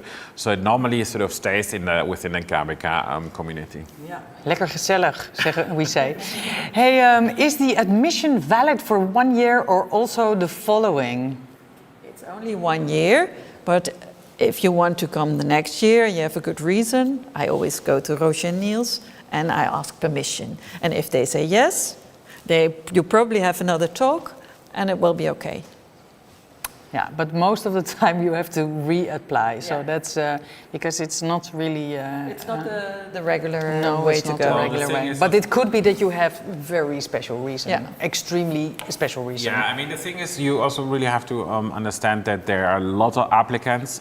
We really have to know who is coming to the department, because we, beforehand, will need to know, who is studying here. So maybes or like, we don't know yet. This is actually something that we, disencourage. Mm-hmm. There's a lot of people actually that apply. So don't kid yourself. It's really something. And that means, let's say that something between 10 to 15% actually gets admitted. So let that sink in for a little bit. It's quite something so make sure that you really prepare well for what you want to do, what you want to come and get here, and apply for that with a good portfolio. Take your time also to make your portfolio and really understand what it means, because it can sometimes be really disappointing if you get rejected. It's not for everyone, and it's just only a limited amount of space. So around between 700 and 800 people apply, but we have only space for 45 people. So what we would encourage is, in fact, also portfolio reviews. So, for example, you're not sure if the portfolio that you have will actually give you the opportunity to study here. What you should do is either get in touch with the students. They are normally absolutely cool with that, because in fact they have been all through it themselves. Yeah, so they're really helpful in giving you tips, giving you sort of some ideas what you need to do. And of course, we have the more official reviews where, in fact, teachers also can give you more feedback on it. And that really will save you an application that will be unsuccessful. So you make use of that. Yeah, and so that happened all this morning. So our tutors this morning were reviewing the portfolios online, and that was really great. So if you had the chance to have your portfolio previewed, congratulations, because that's probably really nice to hear some tips and tricks. There's more questions. When will the Who Speaks Symposium take place?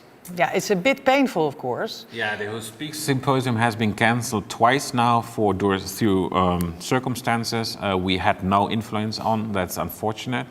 So we are gathering our strength again, we hope, because last time it was pandemic. Of course, one of the reasons it was really 3 days before the lockdown took place, and then another incident, of course, maybe yeah, people have followed in the news, has sort of affected it. That was sort of the, was the reason. That was the reason. Yeah. And we are planning to do it, yes, so because we do have seen there's a lot of response to it, but we need to gather also our own strength and energy, so it might actually happen maybe in a couple of months that we are going to do it, yeah? Exactly, we hope so, because it's lots of value. But meanwhile, there's an amazing website, whospeaks.eu, where you can find really lots of fantastic essays, I think, and films, and so that references. So please do not hesitate and head yourself over there for when it's raining outside. You can find a lot of information there too. There's a question that it says, value of the prep year, but what do you mean with value? Rob, I'm looking at you, what do you mean with value? Oh, you think it wasn't clear? Well, maybe let's reiterate, because I think it's really actually very easy. Basically, within 1 year, we have 7 departments here. You get actually a taste of all these 7 or 8 departments. And then you sort of do a bit of fashion, you do a bit of interior design, you do a bit of interaction design. So I think that will give you an idea what it's about to study in an art academy, and maybe also specifically here. And then you are able to sort of apply on a special day at the departments, you will have a talk with the heads, with us actually, and then we sort of look through through your portfolio and are happy to see if you are a match. The number of applicants for the MA is, I do not have the numbers in my head for this, but it's a little bit, it's not necessarily the same ratio, I think, but still very popular studies also. So prepare. The only thing that I can say is prepare well, make sure that you know what you want to get out of that studies too. So it's a bit of a two-way street. Hey, there's another question. Are we going to do more portfolio reviews? I think we didn't plan yet any, but maybe it would be nice if you drop us a line and we can see if there's a lot of enthusiastic takers, then we could organize another one. But so far we haven't organized one yet, because we had one today. Contact Ingrid and Marit, and we can sort of make sure that this has happened, because of course we are very happy to sort of facilitate. If there's no more further questions, I'm looking at Rob. Rob is saying no, so apparently you know everything there is to know. Well, that's really great. That's amazing. So it means we did well. Woo! Now, I think that I would love to thank the organization here, the tech team that is behind here. Lots of people are with screens and whatever, sound people, directors, whatever, assistants, Guido, Rob, Marit, Ingrid. I mean, I think we definitely did the least of everything. We were just sitting here, and maybe last but not least also thank you, Donna van West again. We will share all these little films again later this year, so you can rewatch them till the end of time, which is good because they're great, I think. Thank you so much again for watching, and we hope to see you soon in real life, and if not online, and see you at the Graphic Design and Nonlinear Narrative Department at the Royal Academy of Art in The Hague. See you soon. Bye. Bye. Bye-bye.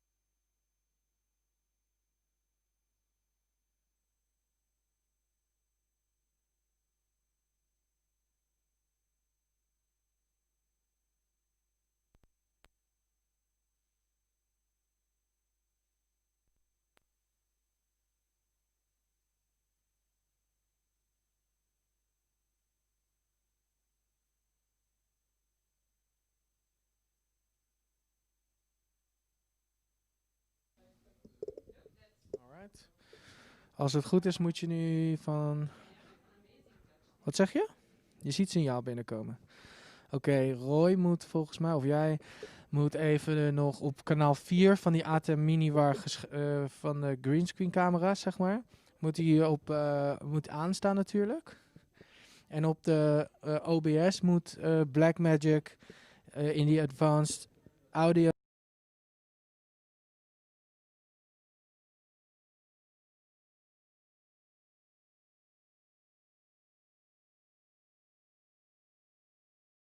Andere microfoon. Ja, toch? Bla bla bla. Bla bla bla bla bla. Test, test, test. 2 microfoons tegelijk. La la la la la la la la la. Dus ja, ik denk dat het wel gaat lukken dan. Als dit werkt. Hey, Chris. Dat is helemaal goed. Dat maakt niet uit, want we moeten testen of het werkt.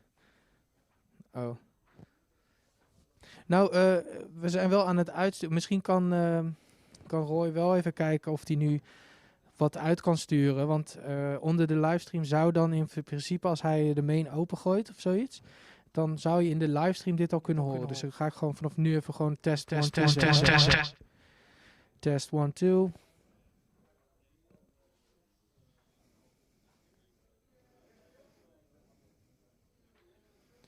Oh ja, dan moet hij op monitor out only staan, toch?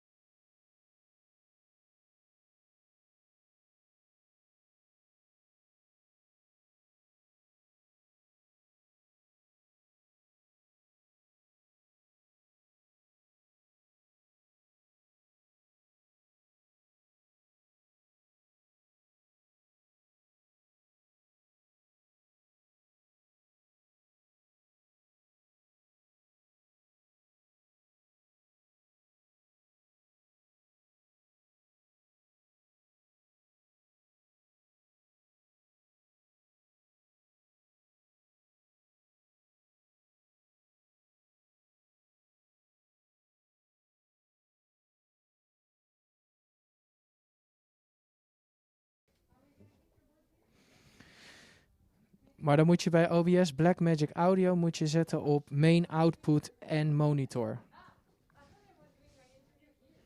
En dan krijg je alleen vanaf de Blackmagic en vanaf onze filmpjes krijg je geluid binnen. En stuur je uit.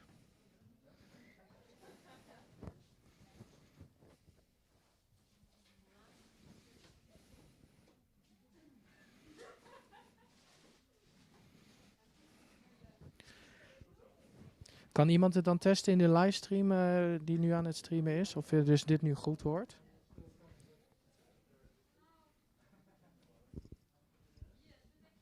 Sorry, wat zeg je? Je valt heel tijd weg.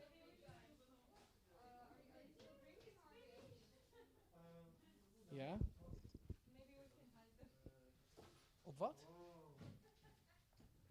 Ja, precies. En dat is goed. Met goed geluid? Top, dan is het nu goed. Kan je dan één ding even voor me doen? In OBS heb je, zie je Blackmagic staan. Met een oogje.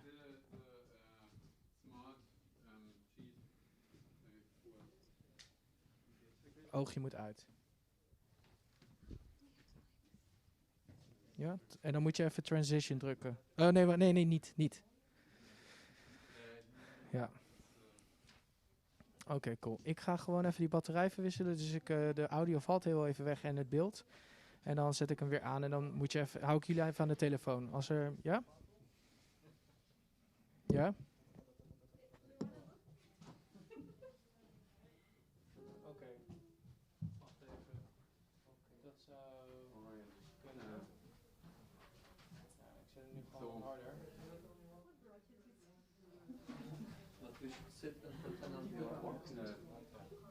Oké, ik denk dat we het er even gewoon bij moeten laten. Want we moeten zo live. Ik zet heel even die camera, blijf even aan de lijn. Dan moet die camera en die jongens even instrueren, ja?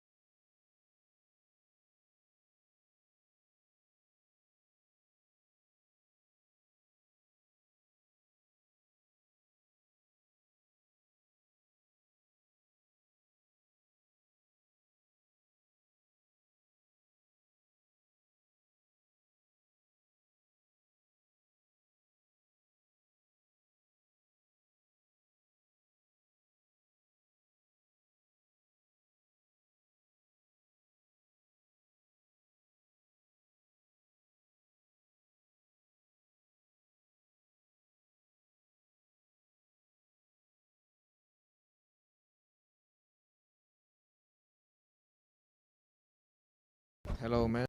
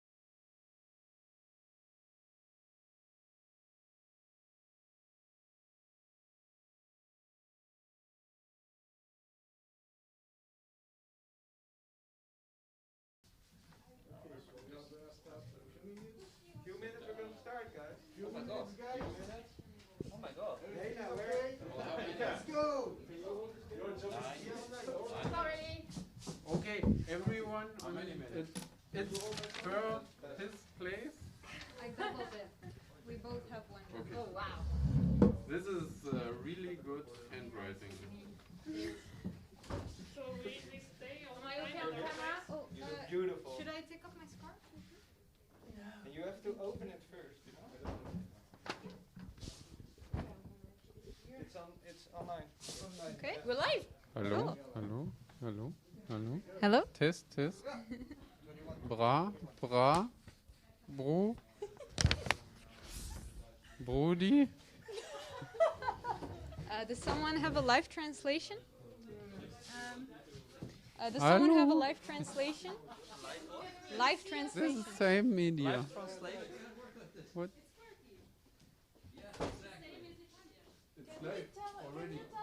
What? Yes, we are. We are online. Let's okay. go. Cool. Okay. Hello, hello. Yeah. Welcome to Type Media Open Day. Yes. My name is Gayana Aslanyan. Lucas Horn. Yes. We are in the Type Media studio. And yeah, we will present you tonight some of our students, all of our students, hopefully, and the work we are doing here, and some general questions about studying here and applying and so on. Yes, and Enjoy. if anyone has a question or would like to specify something, write in the chat, and one of our classmates will answer it to you. Yes. All right. First one, Lena. Hi, Lena. Hi, everybody. Yes, Lena, you're in front of your cardboards.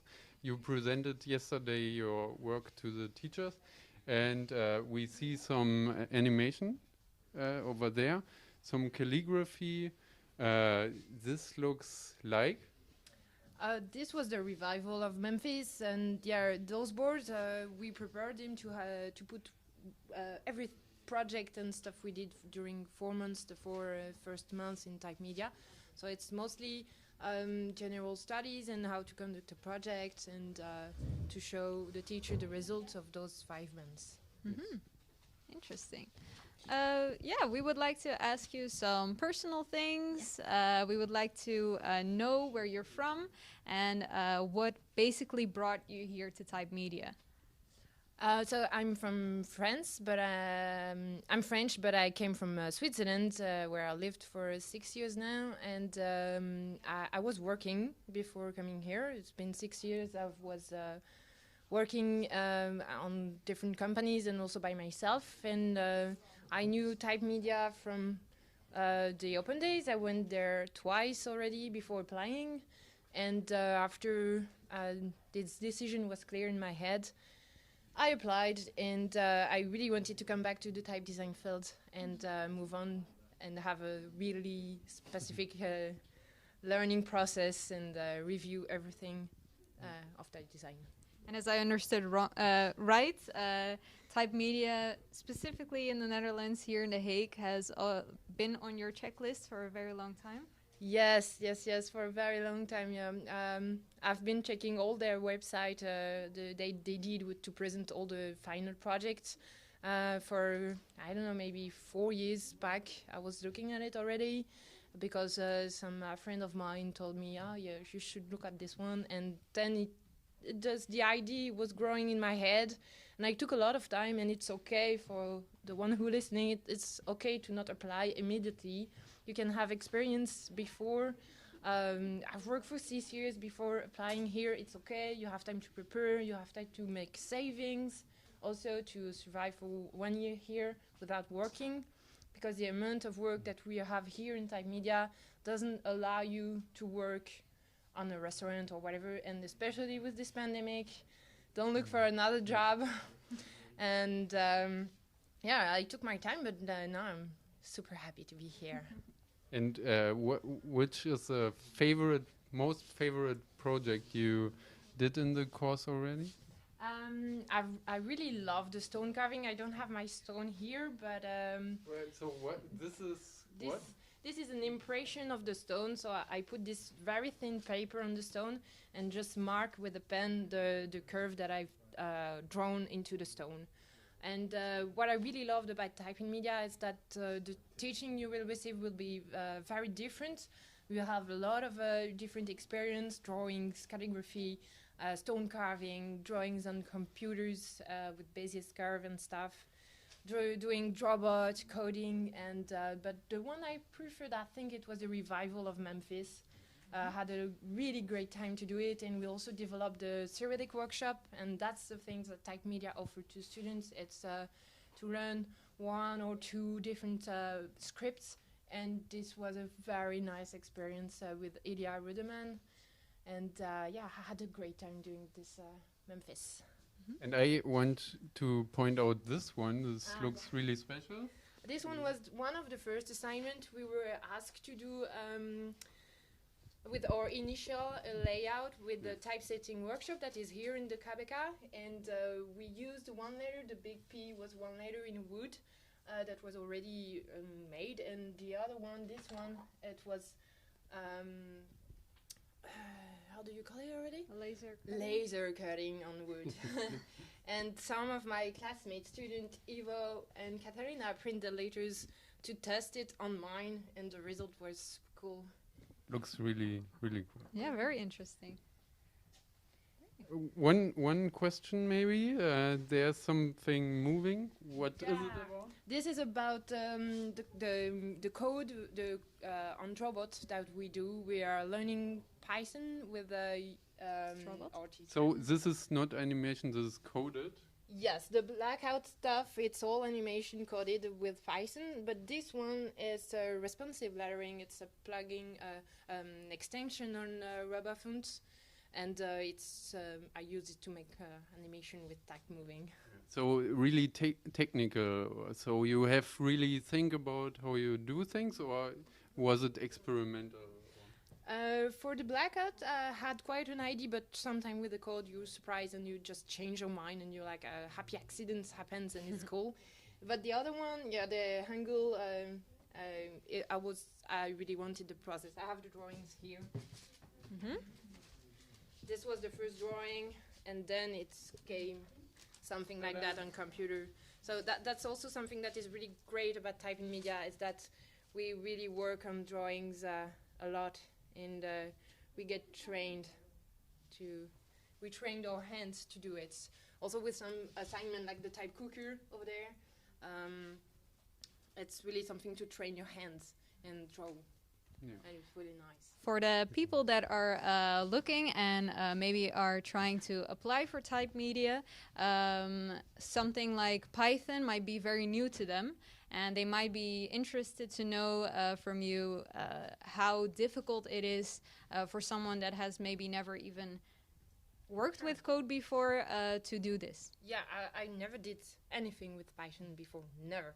But Yusuf von Rossum, who is doing the lesson, he has this program very progressive, so it will catch up with you on every step, and it will explain, and you can ask anything. It will teach you, but also you will learn from your classmate, because a lot of people already have some experience with code or are very passionate about that, and they develop it very fast. And you can always ask your classmate. It's not important. Don't take any lesson before coming here. It's all right. You're going to have the best teacher who creates the software, Drawbot. So it's going to help you, and you're going to be fine. And you're going to make cool things, and you're going to have fun. Yes, fun, Thank you. cool things. Thank you, Lena. You're welcome. Thank you very much. Nice. Now we are wandering further. Who else are we gonna see? Edward. Edward, hello. Yes, hello. Should we walk to your boards and your working place? Sure, we can. Welcome. Show us where you spend your days. Of course. This is my dungeon. Yes, Edward. Hello, everybody. Hello. Tell us something about yourself. Yes, hello. I'm coming from Poland, from Warsaw. I've been living now in Netherlands for the last 5 years because I was studying in the Bachelor program, also in KABK. Yeah, and now continuing my education in Type Media. So you came from a Bachelor in Graphic Design. How is it to come from like graphic design into type design master, applying and making like that extra step coming here? Yes, in the Bachelor program we also had classes where we were introduced to type design, and also teachers were encouraging us to come and see Type and Media studio and meet students here. So I did came some time ago to see the students, and my first impression was that I really liked the energy in the class that people had here actually. It was very nice, small group of people, all really passionate about letters and very enthusiastic about it, and the group had really nice energy that I really liked. And yeah, in Bachelor, we were introduced to type design, but because there's so much work with other assignments, we can never really dive into it so much. Then my thought was that maybe after this introduction, it would be really great to expand this interest and just join Type and Media, actually. And yeah, and that's what I did. Very nice. Was it a big step coming here? You're from Poland and you came to the Netherlands at some point. It's a big step. Yes, I think it is a big step for everybody who's coming from abroad, because you're coming to different countries, so everything is new. So you have to figure out a lot of things: where to live, how to support yourself financially. Is it a family who is going to help you, or is it you have to find a job, or apply for a stipendium, or so you have to figure out quite a lot of things, I think, and especially in The Hague, it's quite hard to find a place. So this is the first reality that you have to face, to find a place to live. But yeah, you have to take into account some things like that, just practical things, where to live and how to support yourself. One question about your work. Which one do you prefer the most? Where did you learn the most? It's a tricky question, because you learn in every class quite a lot, and they all influence each other. So yeah, it's really hard to say that you have to have a favorite or the one that you learn the most, and then the others you don't learn that much. In every class you learn a lot, and all this knowledge from one class or another class is always influencing what you do in the different classes. What I really like that we do is a lot of hands-on assignments, so you have to really draw a lot and try to invent things, and that part I really enjoy, and really you learn everything from different angles, like technical or aspects also of coding that Lena was mentioning. So you have different things. And experimental things, because you have really classic things like drawing italic, making interpolation, but also this kind of thing. It's experimental as well, or? Yes, with the more classical shape, we would say that the main reason for that is to understand the structure of the letters, and it's coming from the handwriting and the tool that we use for the handwriting. So we could use different tools, and then we have different results. And we have a flat brush or pointed pen. So this one is the pointed pen, and this one is flat brush. And the result of shapes we get, the amount of contrast in which places this contrast appears is different.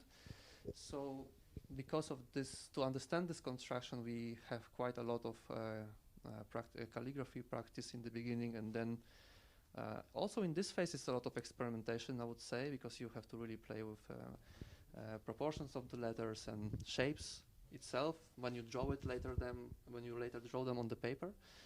And yes, with coding as well, it's this particular print is just coming from screenshot from animation which I coded.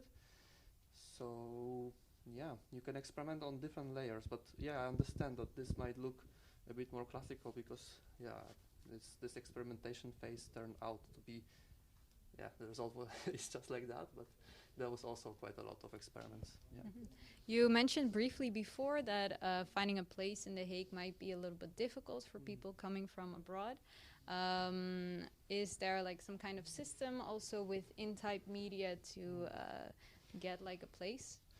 Yes, that's good to mention that students who are studying in Type Media, they usually, when they finish, they graduate, they try to help people who are starting in September to find the place, or most likely they also leave the place where they live, and then the other people just jump in to this place. The other important source, if I could help, is just KABK Facebook group for housing. That there's a lot of rooms available, and people are always posting that, for example, they go even for internship, and even the room could be empty for half a year or 3 months. So in the most extreme situation, this will be also a great help, that you don't have where to live, but you already have this room for 3 months that you can still look. But my advice will be really to find something beforehand, before you arrive to The Hague. Come here earlier and look for a place, because in case of type media or other courses in KABK, there is a lot of work, and when it starts to be really busy, perhaps you would like to have already the place and just concentrate on education, because when it's really busy and you have to still look for a place to live, that might be really disturbing. Yeah. Great, thank you very Sure, much. thank you. Thank you, Edwin. The next one is me. Hello. Hello. Yeah. How are you? Yes, Lucas. We're here not so far away from Edward at your working place. This is my corner. And this is your corner. Yeah, tell us something about yourself. Where are you from? I am from Germany. Oh, the chair? Or? Let's get it out. It's for the composition of the picture. This is my corner. Welcome. I'm from Germany and Potsdam, if you want to know. And here, the day before we had presentation, so it was a busy time, but really I enjoyed it. And here's some contrast project. There's, for example, interesting some interpolation between different masters, then getting to know some italics, and here, for example, the revival project, which is a great part of the first semester. And then I like to experiment more with shapes and so on, and that is hopefully what you can see here, and maybe also part of my personality. You talk about your personality, and you already told us where you're from. What was your background before coming here? I studied graphic design, so classic way, and I worked as a freelancer. Then I worked with my girlfriend years before, and after it I concentrated applying here. And before I knew some people who did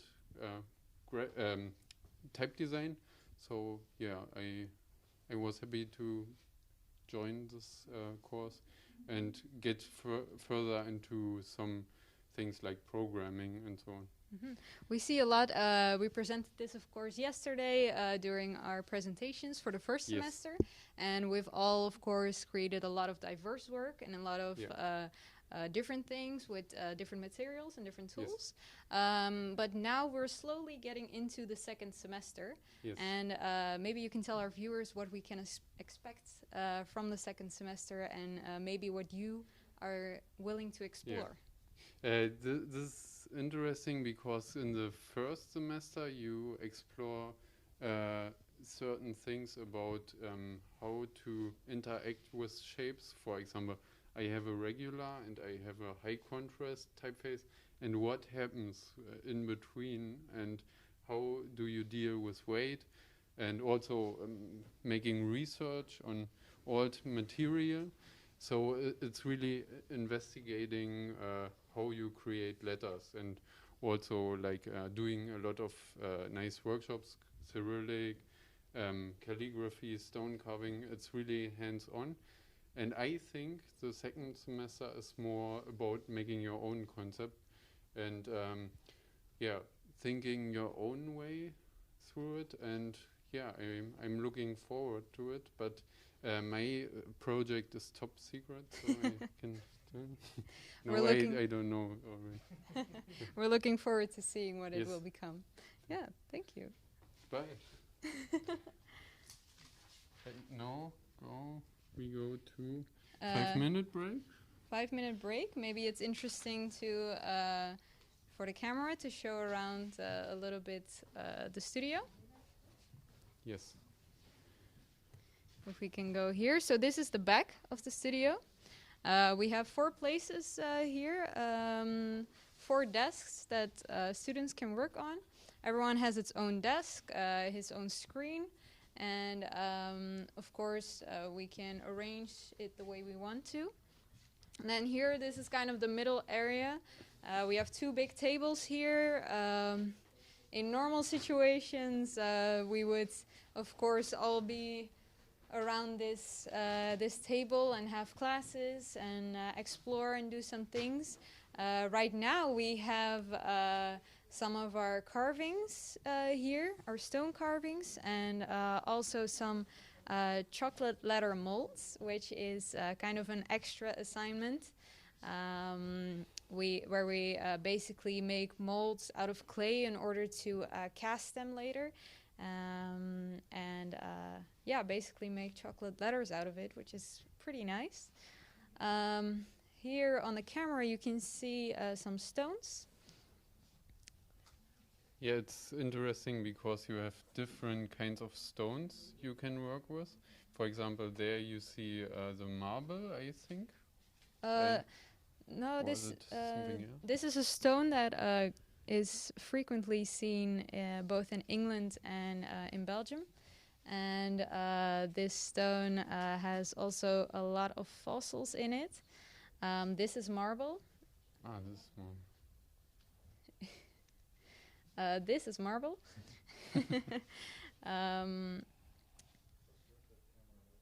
The stones have also various thickness, and also in that way are carved in a different way sometimes. And François, who's teaching stone carving, she says every stone has its own history, and it's interesting. Like you said, fossils are in it, so there was some life in it one time. And here is actually a revival booklet. I don't know why it's here, but yeah, from yesterday. We presented our revival projects, and this is a beautiful made book that everyone had to make one. This is a project made by Neva, one of our classmates, who we will also interview later on. Just binded by herself. Yes. And we want to go yes, here? perhaps we Okay. can go outside. This is secret. We have a little outside patio here. Don't know how to. Yes. Yes, let there be light. Informally, we call this the graveyard because we have a lot of carved stones here. A collection that has been made up out of past students' work that was left behind. Of course, coming from abroad, it's maybe a little bit hard to carry a very heavy stone back home. Yes. So some have been left behind. We have a very beautiful collection here with different carvings, different letters, different methods.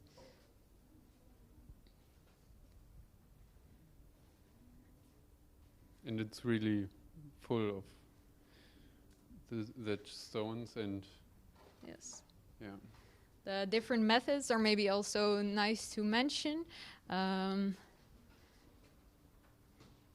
Here we see something where the stone has actually been carved away from the outside instead of inside, if that makes sense. If you compare these two, where there has been an indent into the existing shape, and here a new shape exists out of the stone. This is actually a part of something that Olga Umpaleva made last year. Yes.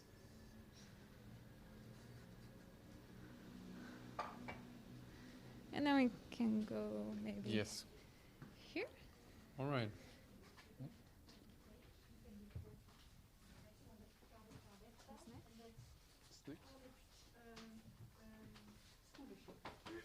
Ah, sorry.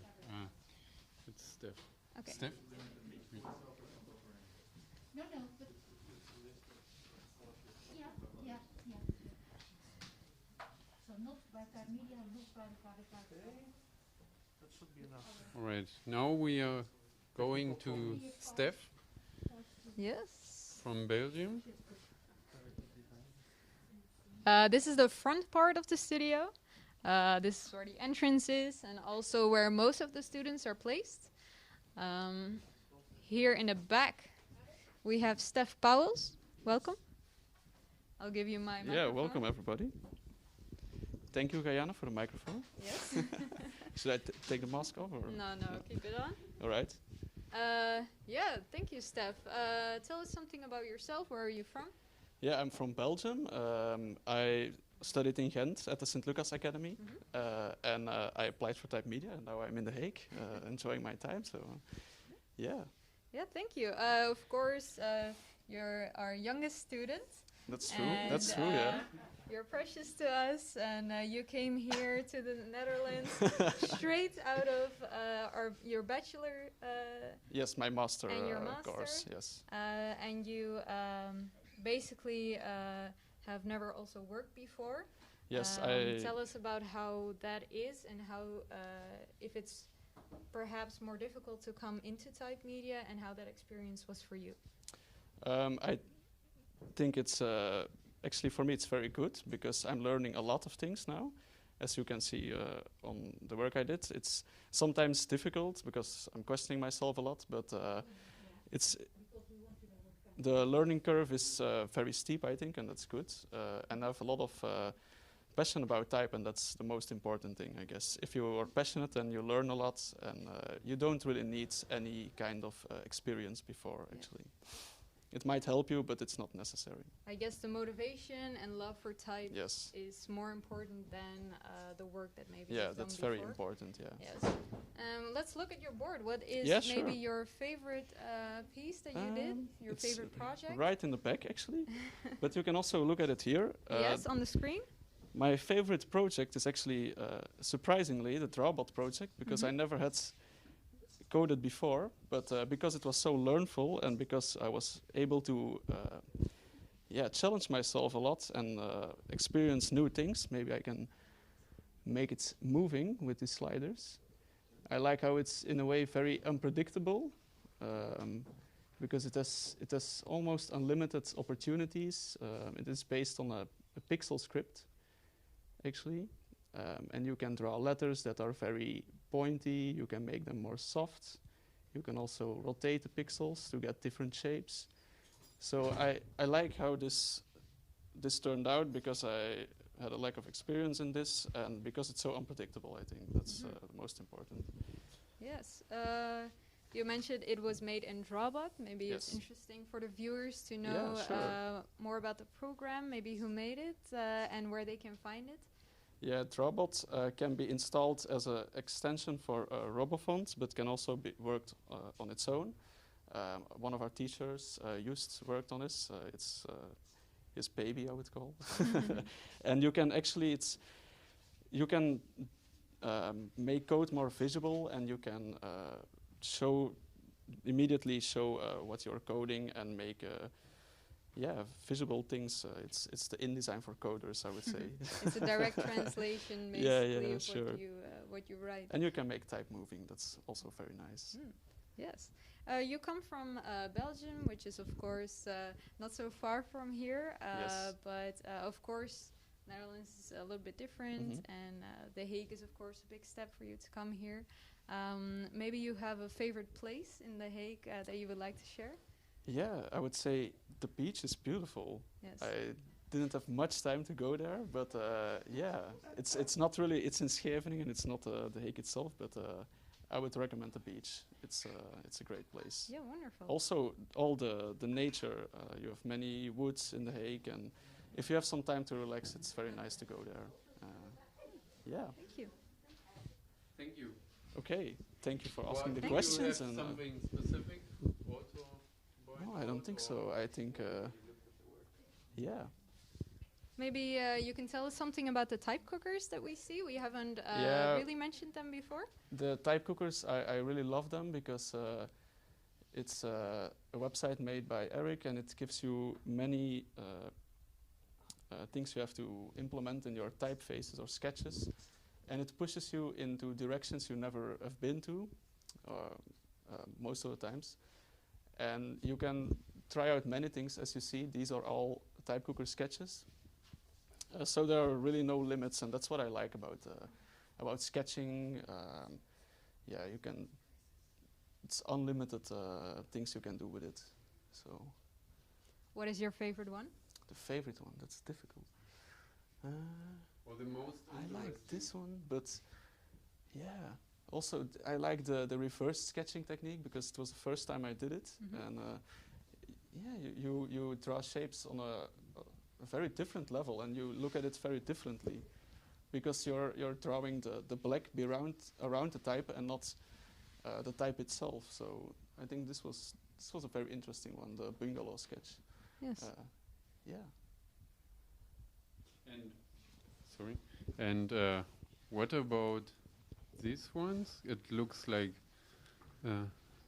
sausages and something reverse contrast. Yeah, this is actually very funny. It is an assignment we had in the Peter Billa class, and actually the idea was to design an ugly typeface. So for once, not to make nice type, but to make ugly type. And as you can see, for me, this was not really ugly enough for me.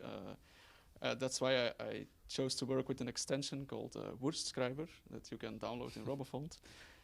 And I made sausage type, which is, I don't know, Lucas, maybe the German guys can say if it's good or not. I don't know. Is it tasteful? It's not ugly, but it's... Sorry to...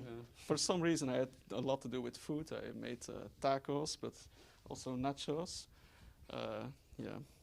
So everything is a little bit food related. Yeah, a lot of it is food related for some reason. Yeah. Here is a cake. I don't know. Yeah. Does this passion come from somewhere?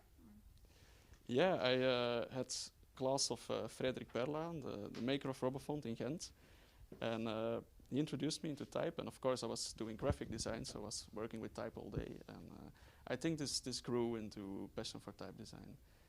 So, yeah. And one question I have: how is it to present yourself or to present your work on two cardboards? For example, for me, it was new to have a huge space and pin everything up. Did it change something in your mind, or? Yeah, first of all, it's sometimes difficult what to show and what not to show, but it's nice to see all the things together and to connect ideas. Yeah, it showed me that things were more connected than I thought before. Yeah.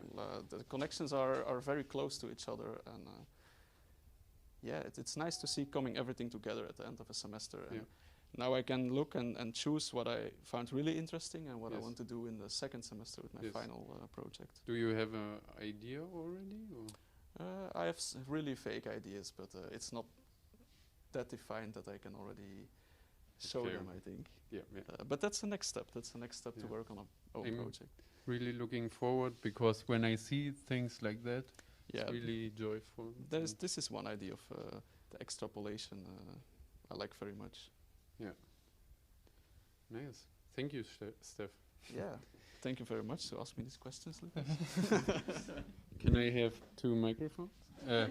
Thank you. So now we go to Katarina Santulo. Hello, Katarina. Hi. Ciao. Ciao. Should I take if you want. Yes. Okay. Hello, Katarina.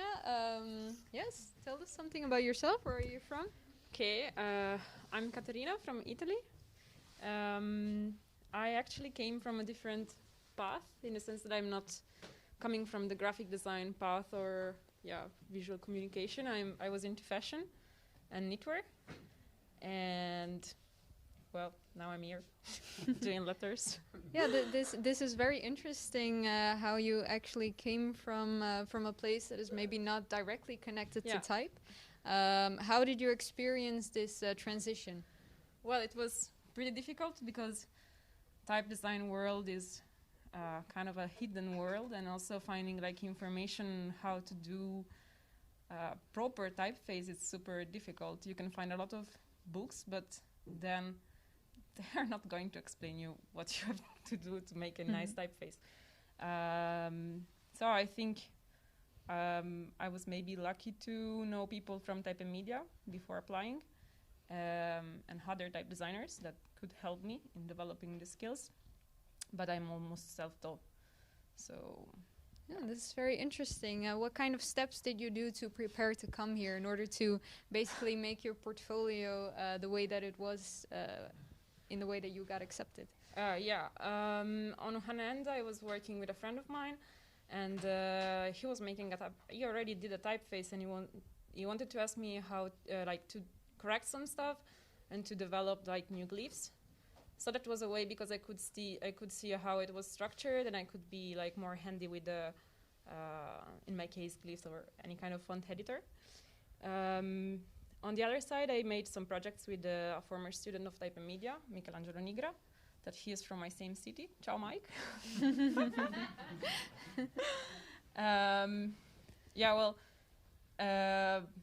We developed some stuffs together. And I would say having him also by my side, since he's also my partner, was also helpful. But on the other side, I also read a lot, and I watched documentaries and many stuffs like this. And I kept on practicing, because how was Hague's quote? Like, just in case, like, draw or something like that. I wasn't. I'm not sure. But it's when you're in doubt, draw. Yes. When you're in doubt, draw. So sketching a lot, and then another. Maybe that's more a part of my attitude. I was always like searching for different things and try to keep my mind open to everything. So this helped really to look at different things and really dive into it. Mm-hmm. Yes, thank you. And when we look at the back, we see a lot of your work. Very typographical and visual. Maybe you can point out or highlight your favorite? Well, sure. I have several, actually, in the sense that Eric's class, so the type cookers, in this case, were my favorite form of exploration. I was really free doing it, in the sense that each of them was bringing me something new, and after that I was doing one, I was like, okay, I want to do more, I want to develop this particular shape that I found here. So it was like super, super interesting to me, and I think it's a nice point to start drawing something. And it can be helpful also, because you can consider things that in other way you won't consider. I'm more about maybe searching for like good shapes that I like and their way of expressing and deliver messages. On the other hand, I loved all the contrast project. Actually, that was super important to me, because since I came from it's another, here, yes? Yeah, it's this one. Yes. Since I come from another path, I was not that skilled. It was just like less than 1 year that I was on type design, so I didn't know how to build properly a typeface, and this really helped me to understand the basis and understand all the stuff about rhythm and coherency. It was very nice, and yes, I would say so. and you, sorry, but I have to make it. As an Italian, to make a italic is also exploring something from your home country in a way, or? Yes, I would like to say it, but it just it was the last thing that I did, so it's not that deepened maybe. Yeah. I would have to go on. This is type design; you'll never quit it. You just have to go on and on and on. Yeah. Yes. Also the informal That is, I mean, this was just a quick sketch. I've never developed it after. But it has a nice vibe, I think. Yeah, super fat. Cool. And also illustrations. we have a big debate open on that because it's clearly a rooster, but everyone can see like a man that is slapping himself on the face. So I'm actually still not sure what I draw, but yeah. Yeah. As But Ivo would say, good letters, but about heart, maybe it's not the right moment. And what I find impressive that you included Yeah. your background was fashion design. Well, I interpret it like this. Yeah, I think you nailed it in the sense that when I started with coding, well, I'm not that skilled in coding, I would say at all. I'm super bad in it. And you don't have to be good to enter in this school. But when I started it, I was almost seeing in Hit the potential to develop nice patterns to use them in my fashion background also, especially knitwear. So in the first moment I wanted to, my big dreamy plan was to develop a software that which I could create new pattern for knitwear. But this was maybe too utopic, I don't know. So I just like playing around it, and this was part of the outcome. I think it's a super nice way to just experiment. So it's very interesting. Also, if your mind is not like I don't know, math based or something. Yeah, I also had a lot of fun still, like always with Eric. We did, we tried to do chocolate letters molds. So in order to do that, we had to create some 3D shapes that my classmates already showed you on the table near to the marble things, to the stone carving, marble things. In order to do that, we had to create some clay 3D shapes, and that was super interesting. So I really suggest to everyone to experiment also in 3D with your hands. Get your hands dirty, guys, because it was super funny. And but the problem is that the vacuum stuff that should make the molds is not operating in this moment. Yeah. So we have to wait. So just to add, because there's a tradition of making chocolate letters in Germany, it's not so common. I don't know if it's in Italy something, no. Because here it was like before Christmas, everyone was like buying chocolate letters. For Sinterklaas. Sinterklaas, yeah. And therefore we were experimenting with it, yes. Seems to be a clear connection. So, if you have something to add, now is the... I wouldn't say so. Mm-hmm. I may have maybe one last question. Of course, we're now in a global pandemic, and most of the time, we're kind of a little bit more isolated than we would have been normally. Do you feel that isolation has maybe affected your creativity in some kind of way? Well, on one end, for sure, in the sense that there is no contamination. When you're not with other people, you cannot see what they're doing, and this actually, I think, can help to see what is the level of other people, because it can also boost your good competitivity, thing. So you can be boosted, like, seeing what other people are doing, and this actually was missing. On the other side, staying by yourself in your room helped in a moment of chaos and moment of in problematic moments in which maybe you would desire to not be with other people, because otherwise being here every day with everybody, I think maybe sometimes could have been a little bit overwhelming to me. Yes. So in a sense, the pandemic maybe also have had a positive effect on your studies here. Maybe being able to concentrate more, produce more work rather than hanging out or... Yeah, I would not say produce more because at the same time also seeing other works and seeing how much the other are producing, of course, push you to produce more. So maybe I would have liked to see the others work more, actually. Yes. But on the other side, sometimes it helps to have your own space and your own also mind space. Yeah, and I would say also with all the part of online teaching was sometimes messy, of course, but in some cases, like in the Cyrillic workshop, that's with Ilya Ruderman, it was really nice because we were always on time, never late. Yes. And it was super efficient. So I think it has like his good sides, actually. Ups and downs, yes. Ups and downs, yeah. Yeah, that's very interesting. Thank you for sharing your thoughts and your opinions on this matter. And let's thank you for the questions. Yeah, thank you. Thank you for sharing.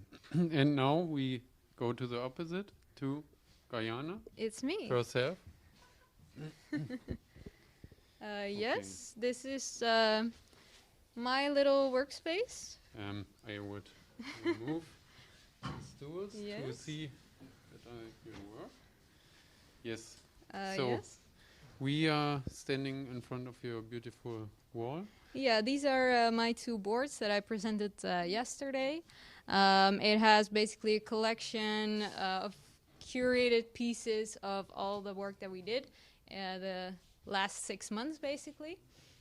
And you can see both process and a little bit of finished work, but I would say here in the master, rather than seeing what kind of eventual collection of glyphs you have, it is maybe more important to see how you got there and the process that you did and how much you grew, basically.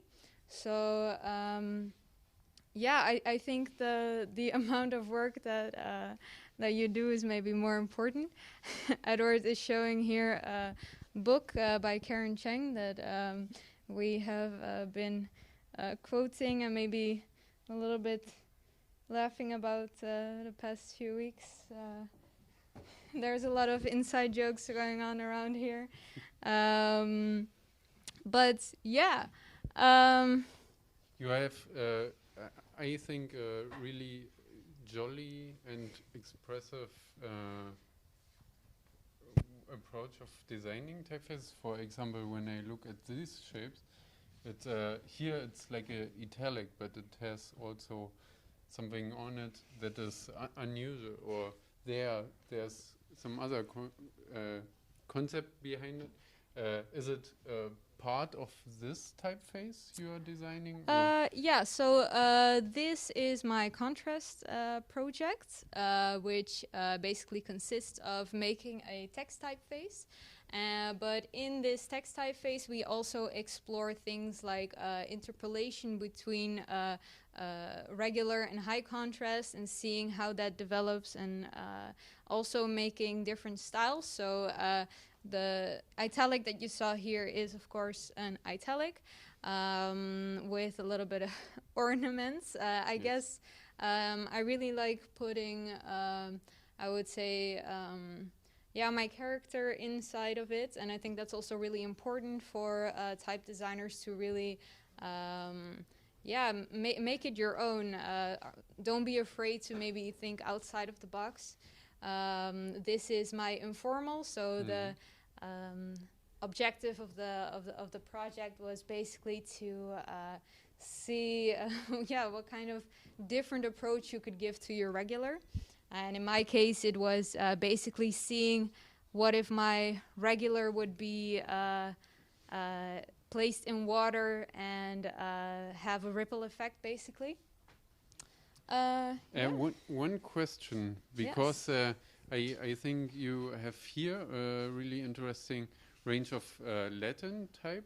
Then here I see, for example, Cyrillic, Yes, but also yes. on your desk here, Yeah, on your table. yeah. Or better to see here. Yeah. Tell us about this. Yeah, so maybe I should. I don't think I've introduced myself properly. Yes, sorry. My name is Gayana Aslanyan, and I also did a bachelor in graphic design here in the Netherlands, in Arnhem. And I've basically lived here all my life, but ethnically, I'm from Armenia, born in Uzbekistan, Central Asia. So I've, throughout my life, always been in contact with different cultures, and these different cultures and scripts have always intrigued me, and especially language. So that's also how I got into type. Yeah, designing with different languages is something that I'm self-taught in, but it's something that I'm, I guess, really interested in. Yes. So here during the Cyrillic workshop with Ilya Ruderman, I also did some sketches. These are actually quickly digitalized versions of really big sketches that I've drawn with marker. So that was very fun, kind of type cooker style. And here are some sketches for my Armenian stone carving stone. So I'll... It looks like it has a really, how should I say it? The rhythm is really clear. Yes, yes. So in Armenian, the stems of the letters create like this beautiful rhythmic composition, basically. Yeah, here I'm trying to carve that permanently into stone. Here you can see a little version out of the Armenian A, carved into a little piece of stone that I did. And yeah, things like these are very interesting to me, especially. Of course, I also do Latin-based stone carving. But yeah, coming in contact with these different cultures, I think, is also very important in type design, especially for Western type designers to maybe come in contact with different languages. And I think in this program it's also yeah, quite interesting that we come in contact with Cyrillic. And next week actually we have a workshop in Arabic. So that's also going to be very exciting and something that I've never done before. So I think we're all very looking forward to that specifically. And yeah. Yes. I have another question. Of course. You are one of the younger students, and how do you feel applying to type media? Was it like keeping up with everything, or what did it make with you starting here and experiencing the first semester? Yeah, I think because I came straight out of my bachelor's, I came here to the master's of graphic design, indeed, and I basically it was quite an overwhelming experience for me. Of course, seeing all the wonderful students that have maybe already had some experience in type design in the work field, and seeing this, of course, is very interesting to me, and that's why I love this program, how it brings different people together, and I can learn from them, and maybe they can even learn from me, from my maybe new vision, different letter forms.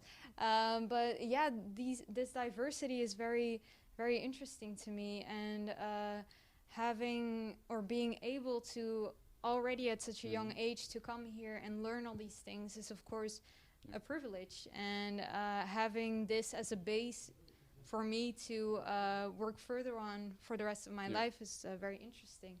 And I think for the people that are maybe also a little bit younger, I'm 23 by the way, it is, and don't have any work experience, don't be afraid to apply. I think having enough passion, enough motivation to come here, enough interest, enough maybe knowledge also coming into here, that's I think the most important part, and being willing to learn and grow, of course, is is very important Yep. in this in this master. Yeah. I could learn from you, especially yesterday with this presentation, or 2 days before, I don't know. I was standing in front of your wall, and you make it really clear, and I was really impressed because I can do this like this. So this was already this moment. Because of Corona, we are all separated, Yes. and we can't meet us every day, so it's special when we're here.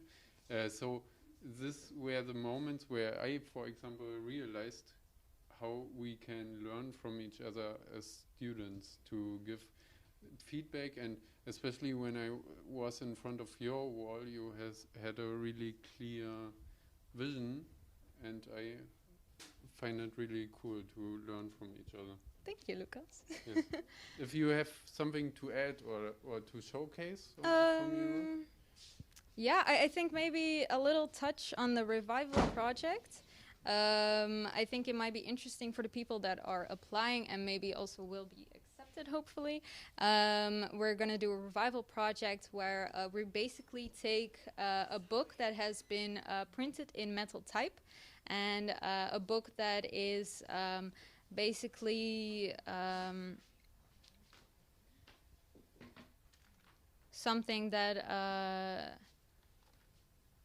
that is old and preserved and has a typeface in it that you, as the reader or as the student, don't necessarily recognize in the first place.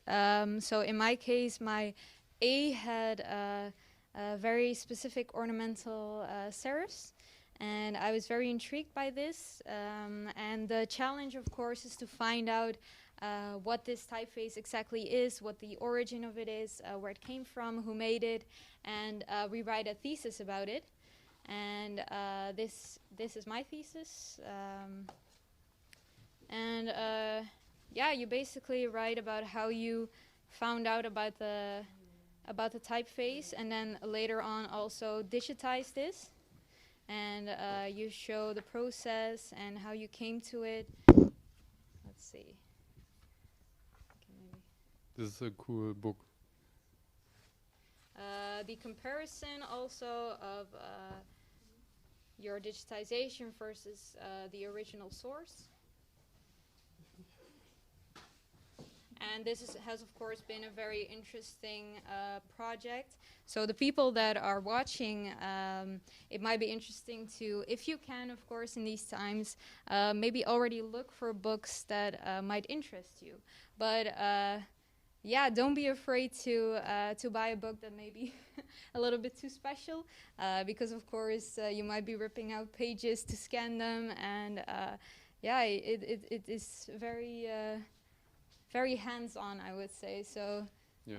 Having this digitalized version of it and then seeing what it might look like also in a different script is very interesting and a very fun experience, I would say. Cool. I think that's it. Thank you for sharing, Yes. Mariana. I would suggest we go for a minute to Ivo Brauer's wall. He's behind the camera with Tanguy. Just pointing out the work he did, because he works in this corner. And what we see over here is the Revival project. And I think interesting, for example, is here. Yeah, this is a booklet, or the booklets. Yes. Perhaps and it's...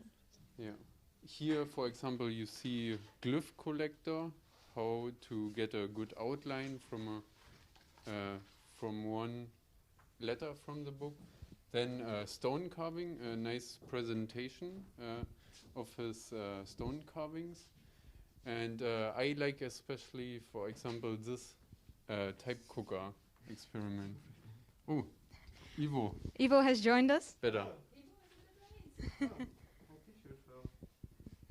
Little shout out to Contrast Foundry.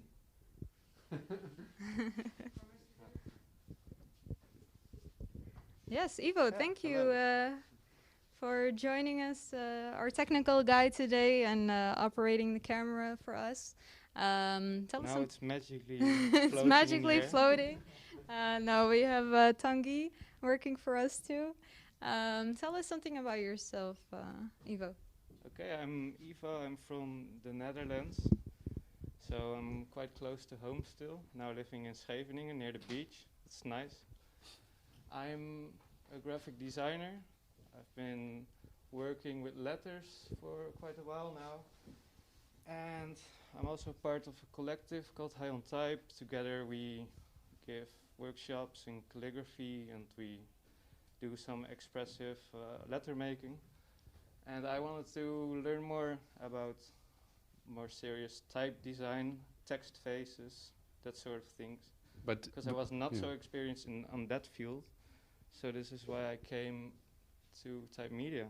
You did before more lettering and more calligraphy and also modular type design. The pointed nib was quite new for me actually. Cool. And that is one bastard, I can tell you.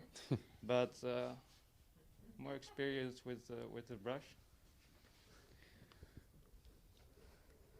Yeah. I have a little corner, so it's hard to show both boards.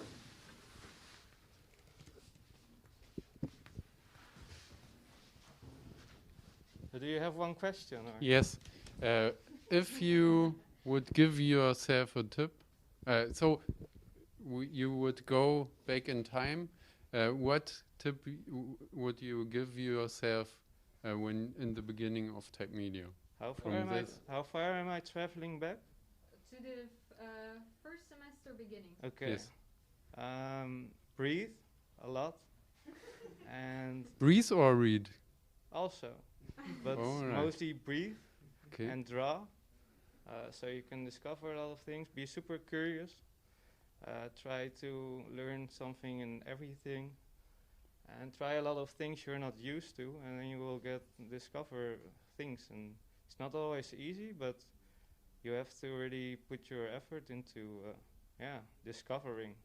What was your biggest discovery? My biggest discovery. I see responsive lettering that you see there.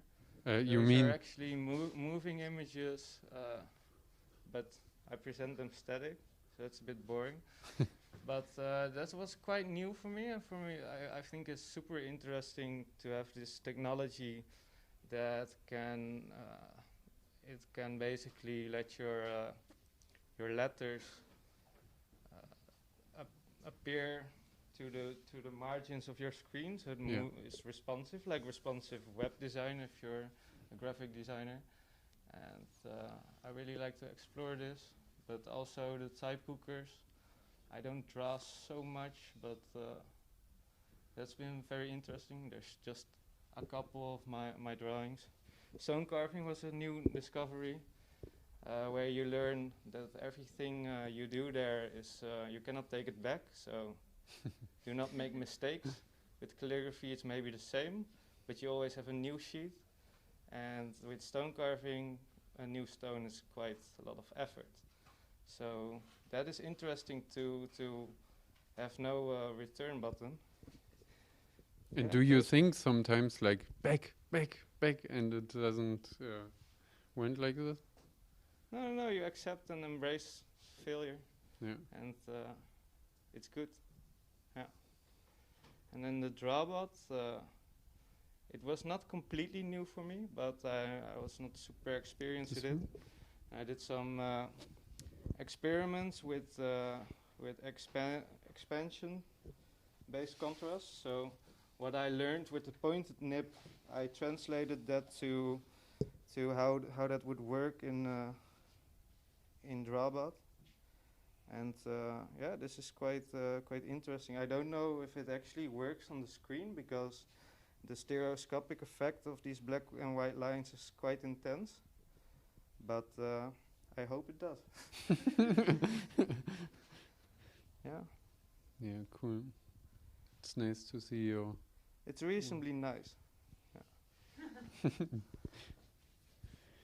Thank you. Do you have something to point out specifically? Would you like to show, or maybe you? For me, dealing with this historical context, for me that was the light is off. Yeah, we need some new battery. That was really new. I did not have a lot of experience or interest actually, even in very old Renaissance or Baroque typography. But doing all this research and getting really deep into it gave me a much better understanding and also appreciation for it. And now I'm quite happy to have made this, and I think it is a foundation that you can work off.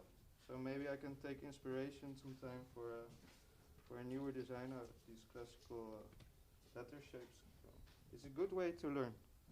And I think you have a good approach to show it in this booklets you made. It's nice. Yeah, especially with this box and so on. Yeah, so you do actually design, and you do research at the same time. So I split the booklets in different booklets, so you can compare the research to the process and approach it from a more iterative way instead of linear. Yes. And it works. Quite happy with it. Cool. Thank you for sharing. Things on the screen? No. No problem. You're welcome. And thank you for dealing with this technical things. There's a light. Okay. Thanks, Ivo. And we go on to the next person is Sander from Norway. Alex? Okay. Yeah, maybe we can change of plans. Alex? Is it all right if we... Yeah. Okay, now we will speak to Alex. He's from Germany. And yeah, we will switch to this. Yeah. Yes. Here's confusion because of light and so. I'm very confused. Perhaps you would like my microphone? I'm very confused. I'm supposed to be last, but it's okay. It's type media, so. Okay. Once. Yes, we are in front of your wall, and we see some nice colors and more funky stuff. What is it about? Is this made with Drawbot? This is made with Drawbot. This was me experimenting with different stroke width and stuff, and trying to find the application for the stuff that I discovered. But what was the best thing you kept from Drawbot? I really like that you can actually make proofs with Drawbot, and you can automate a lot. So I did this thing where you basically drop a list of fonts on Drawbot, and it automatically applies the formatting. So you don't have to go to InDesign and click and assign fonts. Yeah. It's really nice. Yeah, so a way of automatizing. Yes. And are these also made with Drawbot, or is this? No. No, this is InDesign. Yeah, but this is a revival project. Yes, this is my revival project. To expand on Drawbot, you should automate as much as you can type design, because a lot of it is repetitive, and the more you can kind of outsource to a computer or to, I don't know, a fellow student maybe, the better for you. This was my revival project. I had this really old book from the end of the 19th century. Yes. And from Gensch and Haze? No. This is from Deberny, the typeface. Yeah.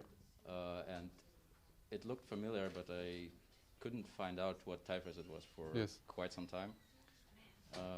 And why was it so badly documented, or? Because this style of fonts fell out of fashion on the turn of the century for some reason, and other typefaces were more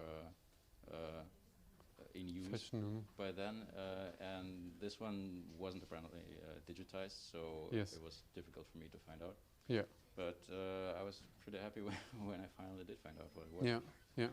And you put it in a more contemporary context. Yeah, I tried to make sort of a magazine layout, because it's always nice to see your type in use, and it gives you pointers, what characters are missing, what kind of flavor you want the typers to be. Yeah.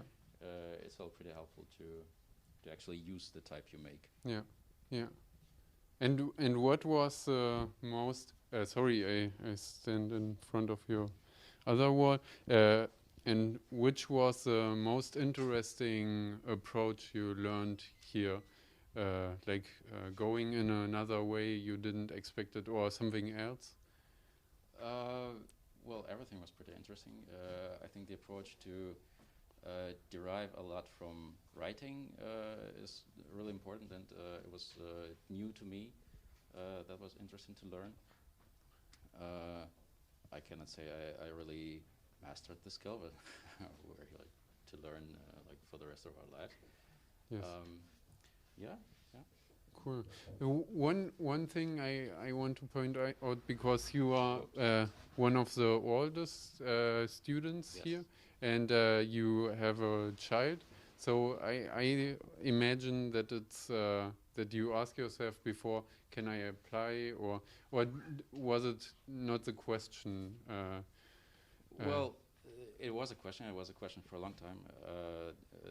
My son is 13, so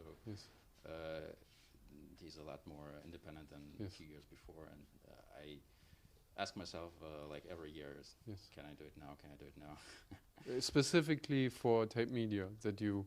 Yeah. Yeah. I wanted to apply to type media for a long time already. So yeah. Now it's all right, I think. Yes. I think I didn't say that I'm from Germany and my son is in Germany right now. So of course it's difficult to be separated for such a long time. I was really happy when I was able to visit him on holidays. And this Corona situation is not really helpful, of course. I hope that we would see each other way more often, but it's just not possible. Yeah. We do online sessions and we watch movies together over Zoom and stuff. This is how we keep in touch. Yeah, and this is a new normal, because right now schools doing it like this, making it over Zoom or Teams. So he's used to it already. He's getting accustomed to it. Yeah. Nice. So you can enjoy your time here, and it's not being divided or something. I'm enjoying it. Definitely. Yeah, perfect. And I just want to point out, I like this lettering. It's Cyrillic, right? This is the one type cooker we did for Ilya Ruderman during our Cyrillic workshop. That was also fun, especially fun for me because I'm originally from Ukraine and I speak Russian, but I've never done anything in Cyrillic script before, and that was really intense and eye-opening, as probably everyone is stressed already, and we all learned a lot. Yeah, that's very interesting. I was also wondering, when you came here, of course, like everyone else from a different part of Europe, coming here, how difficult was it for you to get accustomed to your surroundings, to the culture, and do you maybe have a tip what to pack in your bag when you come here that you regret not taking with you? I can tell you what I regret having packed in my bag. I took my Switch with me. I haven't touched it since I've been here. No, actually, I always travel light, so I'm not the right person to ask this. Would I you don't know, pack in your sketchbook. This is all you need. Would you maybe say for people that are maybe trying to think about maybe transporting all their calligraphy material, is it necessary or not? Well, it's definitely helpful. If you already have the tools you use most and you're comfortable with them, definitely take them. You can expand on your processes, your workflow. So this is definitely good to have, and I don't think calligraphy tools take that much space. Depends maybe But how of much course, you have. the Hague has nice shops where you can acquire some calligraphy stuff, like broad nibs or pointy nibs, Japanese nibs, right, Eva? Yeah. Yeah, thank you. And you can also make your own tools. Oh, that's Just, true. Take a sponge or something, or this microphone could be brush. Yes, maybe can you tell us what you're looking forward to the second semester compared to the first one? Well, I'm a bit freaking out about the second semester because we have to come up with a topic for our final project, and I thought I had a good one, but then we had this discussion with Peter Bielek, what it should be ideally, and now I'm not so sure anymore. So we'll see. We still have a bit of time. Yes. And I know that some people in the previous years took a lot of time to actually decide what they're going to do, to find a good idea. Yeah. But I'm looking forward to it very much. Of course, like in the second semester, you're only focusing on one project. And in the first semester, we're having like 8 different classes. And it's very diverse. And you're trying out a lot of stuff. If you look back at your previous projects, would you say maybe to yourself, I wish I've done this, or maybe not this, or concentrated or given more time to a certain thing? Yeah. But I'm also a kind of person to, order something at the restaurant and thinks, I should have gone with this. So, yeah, but in hindsight, it doesn't really matter. I mean, you cannot change the past anymore. You cannot buy more bitcoins from 2010. That would be nice. Of course you learn a lot, and you learn from your mistakes, and you make mistakes, and you should make mistakes. So there are definitely things I would have done differently. And you can always do more stuff and dive deeper in something that you were interested in. But of course, you can do anything, but not everything.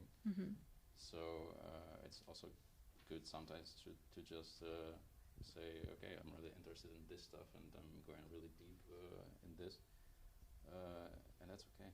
There's still time after Tech Media, I guess, to learn more.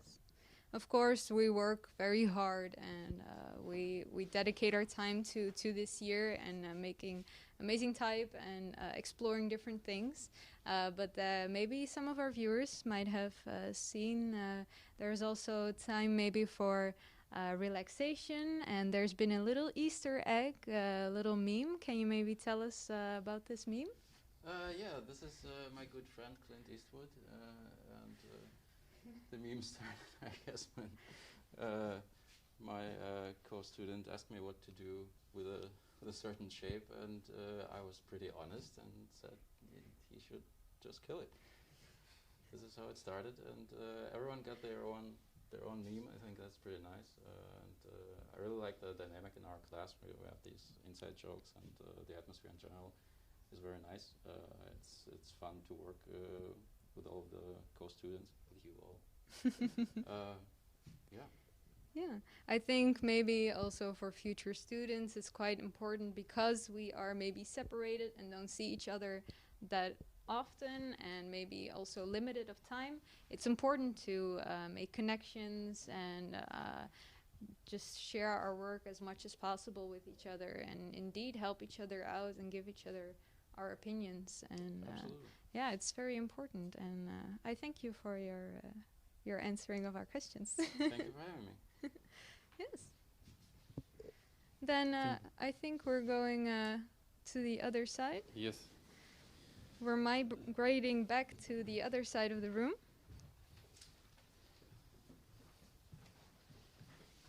Yes. Thank you.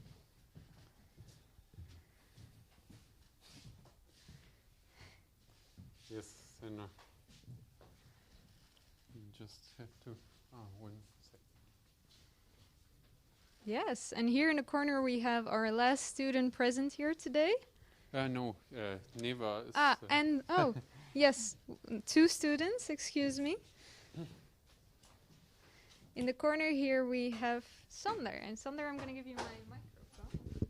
Thank you. Hey, Sander. Hello. I hope it's not so awkward here in this little corner. We had this before. Yes, Sander is from Norway, and yes, I'm interested. What was the most interesting thing you find out during the process? Which was the most interesting course or graphical shape you found out for yourself? I think the revival project I did, Yes. because I had like these preconceptions about what a revival project was or how it could be done. Yes. And it's not as simple as just tracing over outlines. Yes. It's also about kind of capturing the spirit of the typeface and not just copying the outlines you see. And I was working from 2 sources that looked quite different, so it was about like finding the middle ground that kept the qualities of both. Yes. So yes, I'm quite pleased with the result. Yeah. So it was a discovery also to find this specific typeface. I remember that you had difficulties to find a good source where you can put the letter shapes from in the beginning. And you wrote with archives and so on. And Yeah, that's definitely a challenge when you if you start out. I had found this book in Norway. Yes. And I was expecting to use this for the revival, so I brought it with me. Yes. But I didn't know what the typeface was. Yeah. So during the first part of the assignment, I was trying to find out more about the typeface. Like just the name was difficult. It was kind of confusing. Yes. And I think some other of the projects are likewise, like there's not always like a clear-cut way to find like there's definitely like kind of hidden treasures of Yes. typefaces that have not been digitized or are not as well known. Yeah. And what was I remember for me it was this kind of research or the approach of research that was new for me, like calling with people I didn't know before, writing mails to archives and so on. What did you find out for yourself in this process? Which was a new thing, really, what you will keep with you for the next typefaces you will design? Yeah, definitely try to reach out if you find anything online. Reach out to the people that are making it available, because maybe they have more or they want to make it available to you, so they could send you things. So reach out. And also there's a lot of stuff that is not online, and you often have to look national libraries or archives of museums related to type or books. Yeah, you kind of have to seek far and wide for as many sources as you can. Yeah. To real sources and not just Wikipedia. Yeah, and it's not just about what you see. It's also about the history and how it was made, finding out about the influences, how it came to look the way it was, because that helps you understand more how you're going to draw it. Yeah. Thank you for sharing it, because I found it really interesting, this process, and also like every one of us had another approach in certain ways, and so I'm really curious when it's maybe released, or I don't know. One specific question I have, and because it was Corona times, and it was a first Christmas in Corona times, and you was one of the persons that stayed in Den Haag, in The Hague, over Christmas, and I think it's a special thing, because maybe you would go to Norway normally to be with your family. How did you feel about this time during the break we had? Yeah, I was when I was traveling to The Hague for the first time, I was definitely like expecting the possibility that I would not be returning for a whole year. Yes. So I kind of accepted that before the Christmas break. I think maybe my family was a little more hopeful that I would be traveling. Yeah. But yeah, they sent me a package of Christmas gifts. So, and with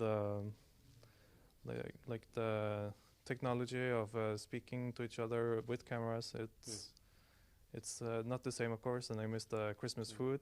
Yeah. But yeah, it was manageable. Yeah, that's nice to hear, because yeah, it was not easy in kind of way. Yeah. And you showed me the specialities of Norway, what they eat to Christmas. So I feel you. But your approach when you came here was more digital or more like sketching? It was a mix of both, working with a lot of sketches, but one thing I've improved on is using like a whiteout, like a Tipex correction fluid. Yes. Like I'd never really considered it. I was like thinking it's for students who write with a pen instead of pencil.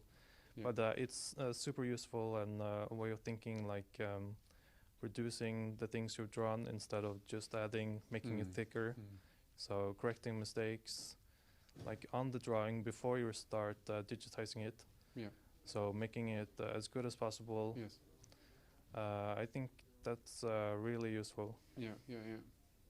So you could really improve your skills you already had, and I'm impressed because you make this really specific drawings every time. For me, it's more like staples and staples of paper. So also your Cyrillic tryouts, some broken script, and so on. Elegant. Do you have something to point out or to lead attention to?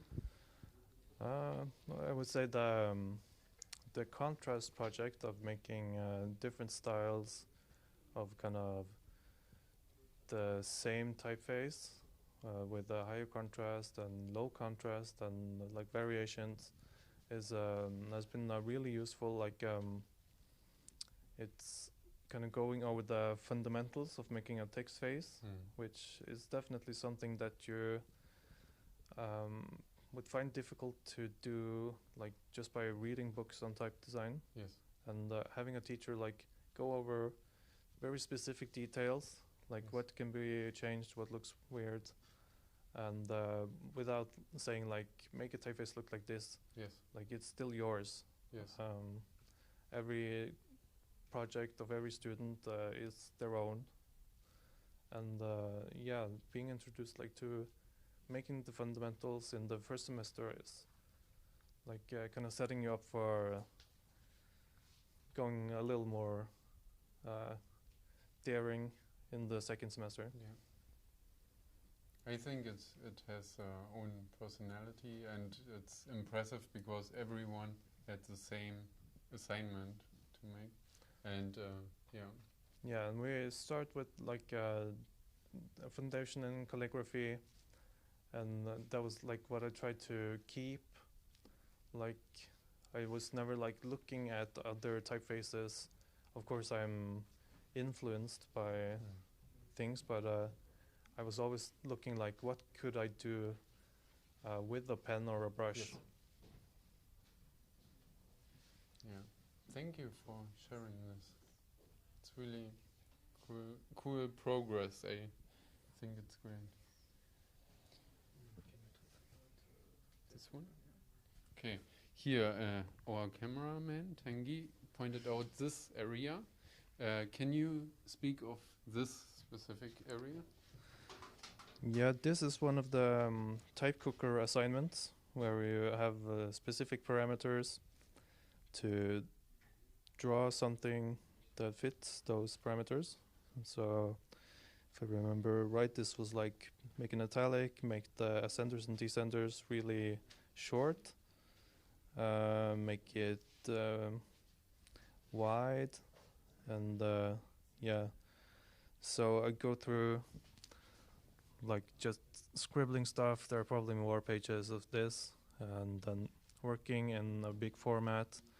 This is just reduced based on the whole thing. It was too big for the board, but yeah, working in like various sizes is really also something unusual for me that I was introduced to. I'm like used to sketching at like small sizes like this, but then actually working in large sizes makes you like think about things differently, like how difficult some curves are to draw, and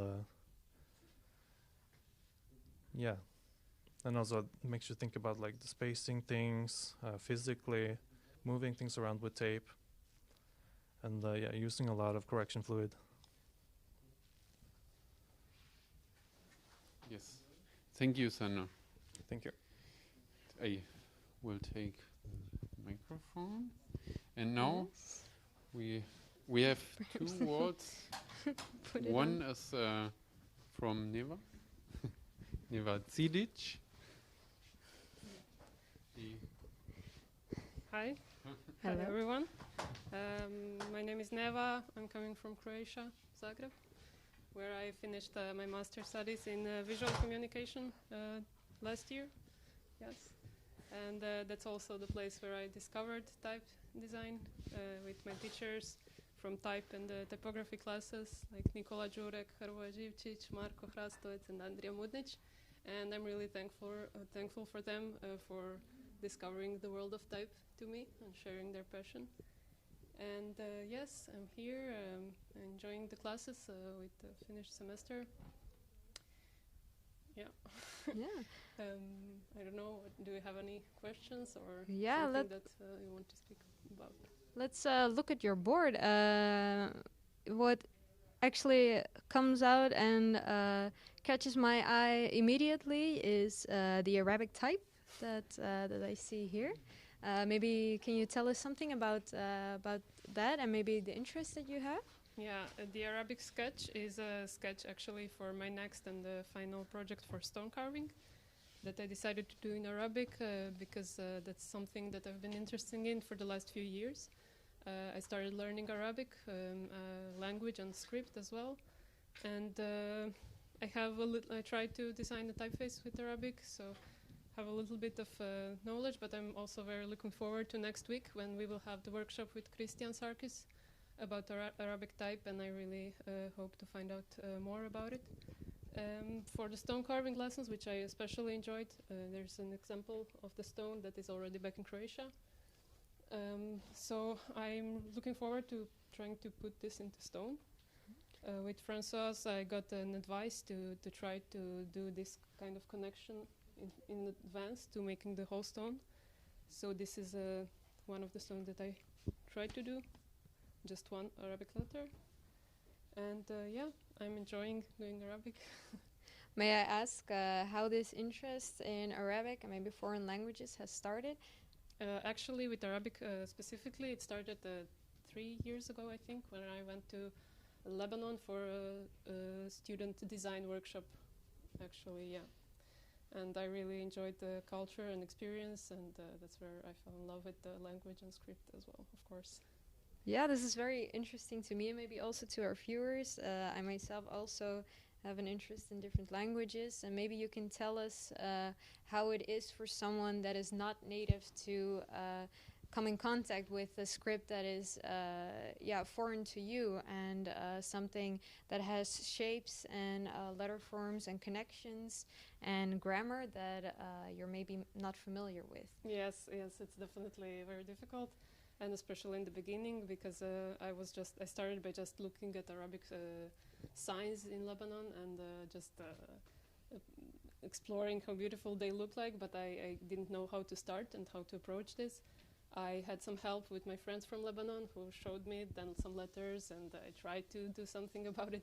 But then I also had the opportunity to actually learn some Arabic from my teacher in Zagreb, and later on I started a course with Arabic. So it's difficult, but I really love it. Do you maybe have any tips for someone that might be interested in doing the same? Don't give up.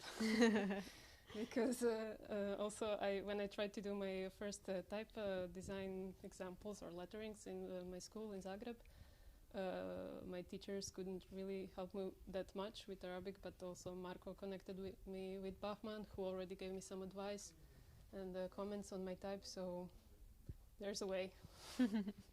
Yeah, maybe we can highlight a different project that is on your board that you maybe have really enjoyed.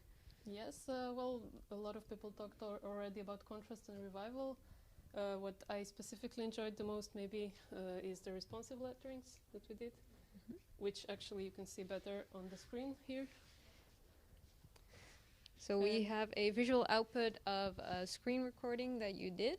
Yes, I did 3 smaller examples, and for me it was very pleasing to actually for the first time do something that is not a static image, that is moving, because I didn't have experience with that, and I really like how you can transform your letter with just a very few simple steps. So it is something that doesn't take a lot of time, but gives you a lot of joy afterwards. Yes. Yeah, it's interesting also how shape and color too can combine and create like a very dynamic imagery. Is this something that you might want to explore more? Definitely. I mean, I didn't explore a lot connection with colors, I have to say. And here it was just fun to edit it. And yeah, maybe. Mm-hmm. If you could also maybe go back in time, just like Ivo, and look at yourself in the first semester and maybe give a tip to yourself, would you do something more differently? I would sleep more and stress less, I think, because we are all taking it very seriously from the first day, but actually, I mean, it's just a lot of smaller assignments, and I think it's important to think of yourself as well. Would you could you give a tip maybe to the viewers how to manage this work overload, and also maybe the expectations you have of yourself to finish a project, how to balance these things?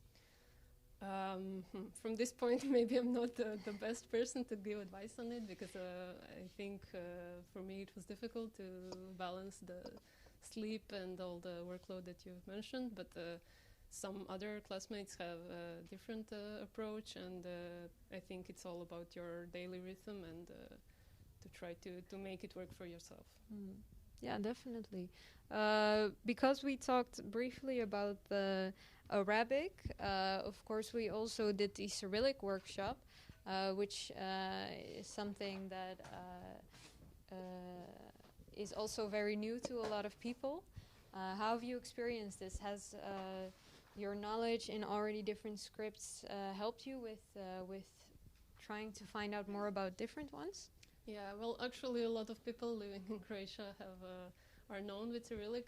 My generation is younger, so I didn't have opportunity to learn it in school. But I've been to Serbia many times, and I like the script. And there's a lot more in common than with the Arabic one, so maybe it was in this way easier. But it's always very interesting to see how something works if you're not familiar with it. And I had a lot of fun with this workshop with Ilya. So I cannot compare it with Arabic. For me, it was completely different, but interested in its own way. Yes. Before this, can you maybe tell, like before coming to Type of Media, can you tell us how you experienced also your transition into coming here from your past studies and the link that there was?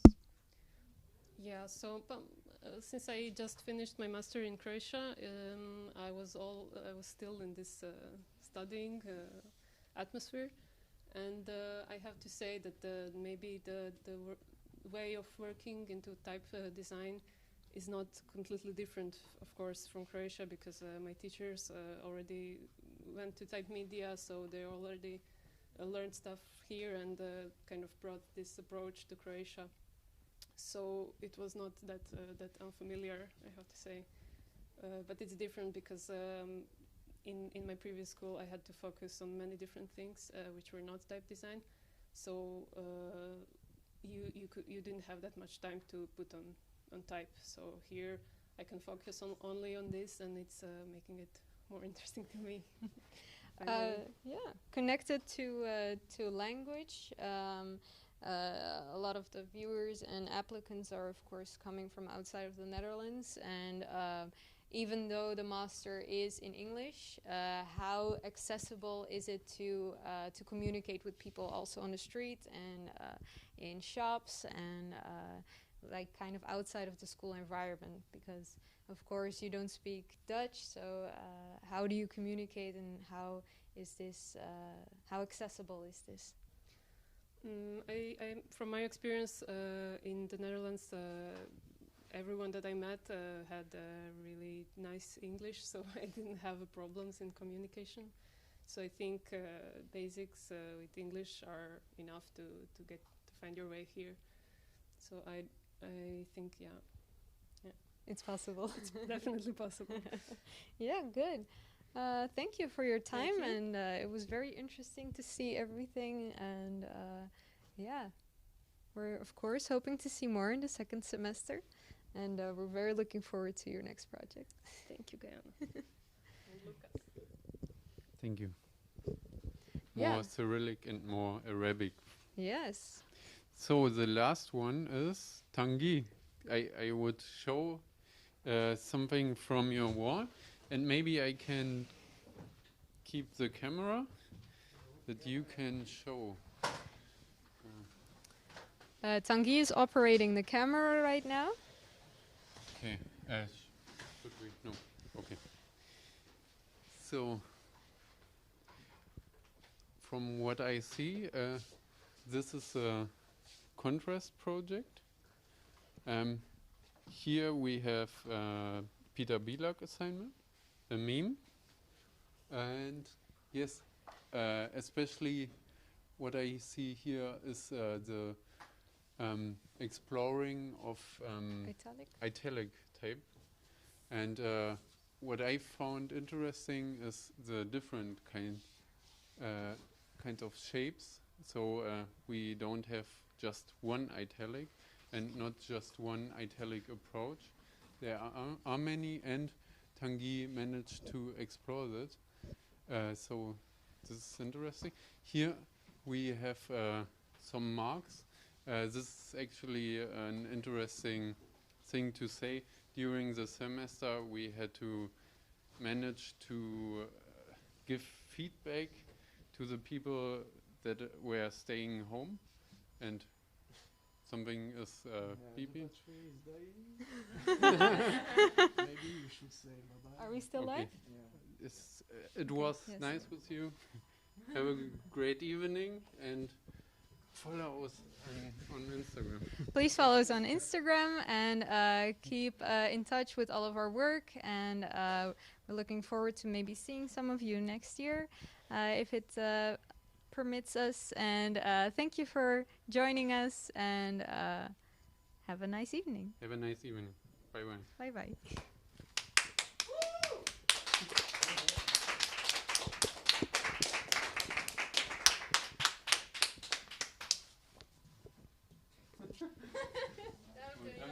I'm so sorry that in this moment. Are we still on?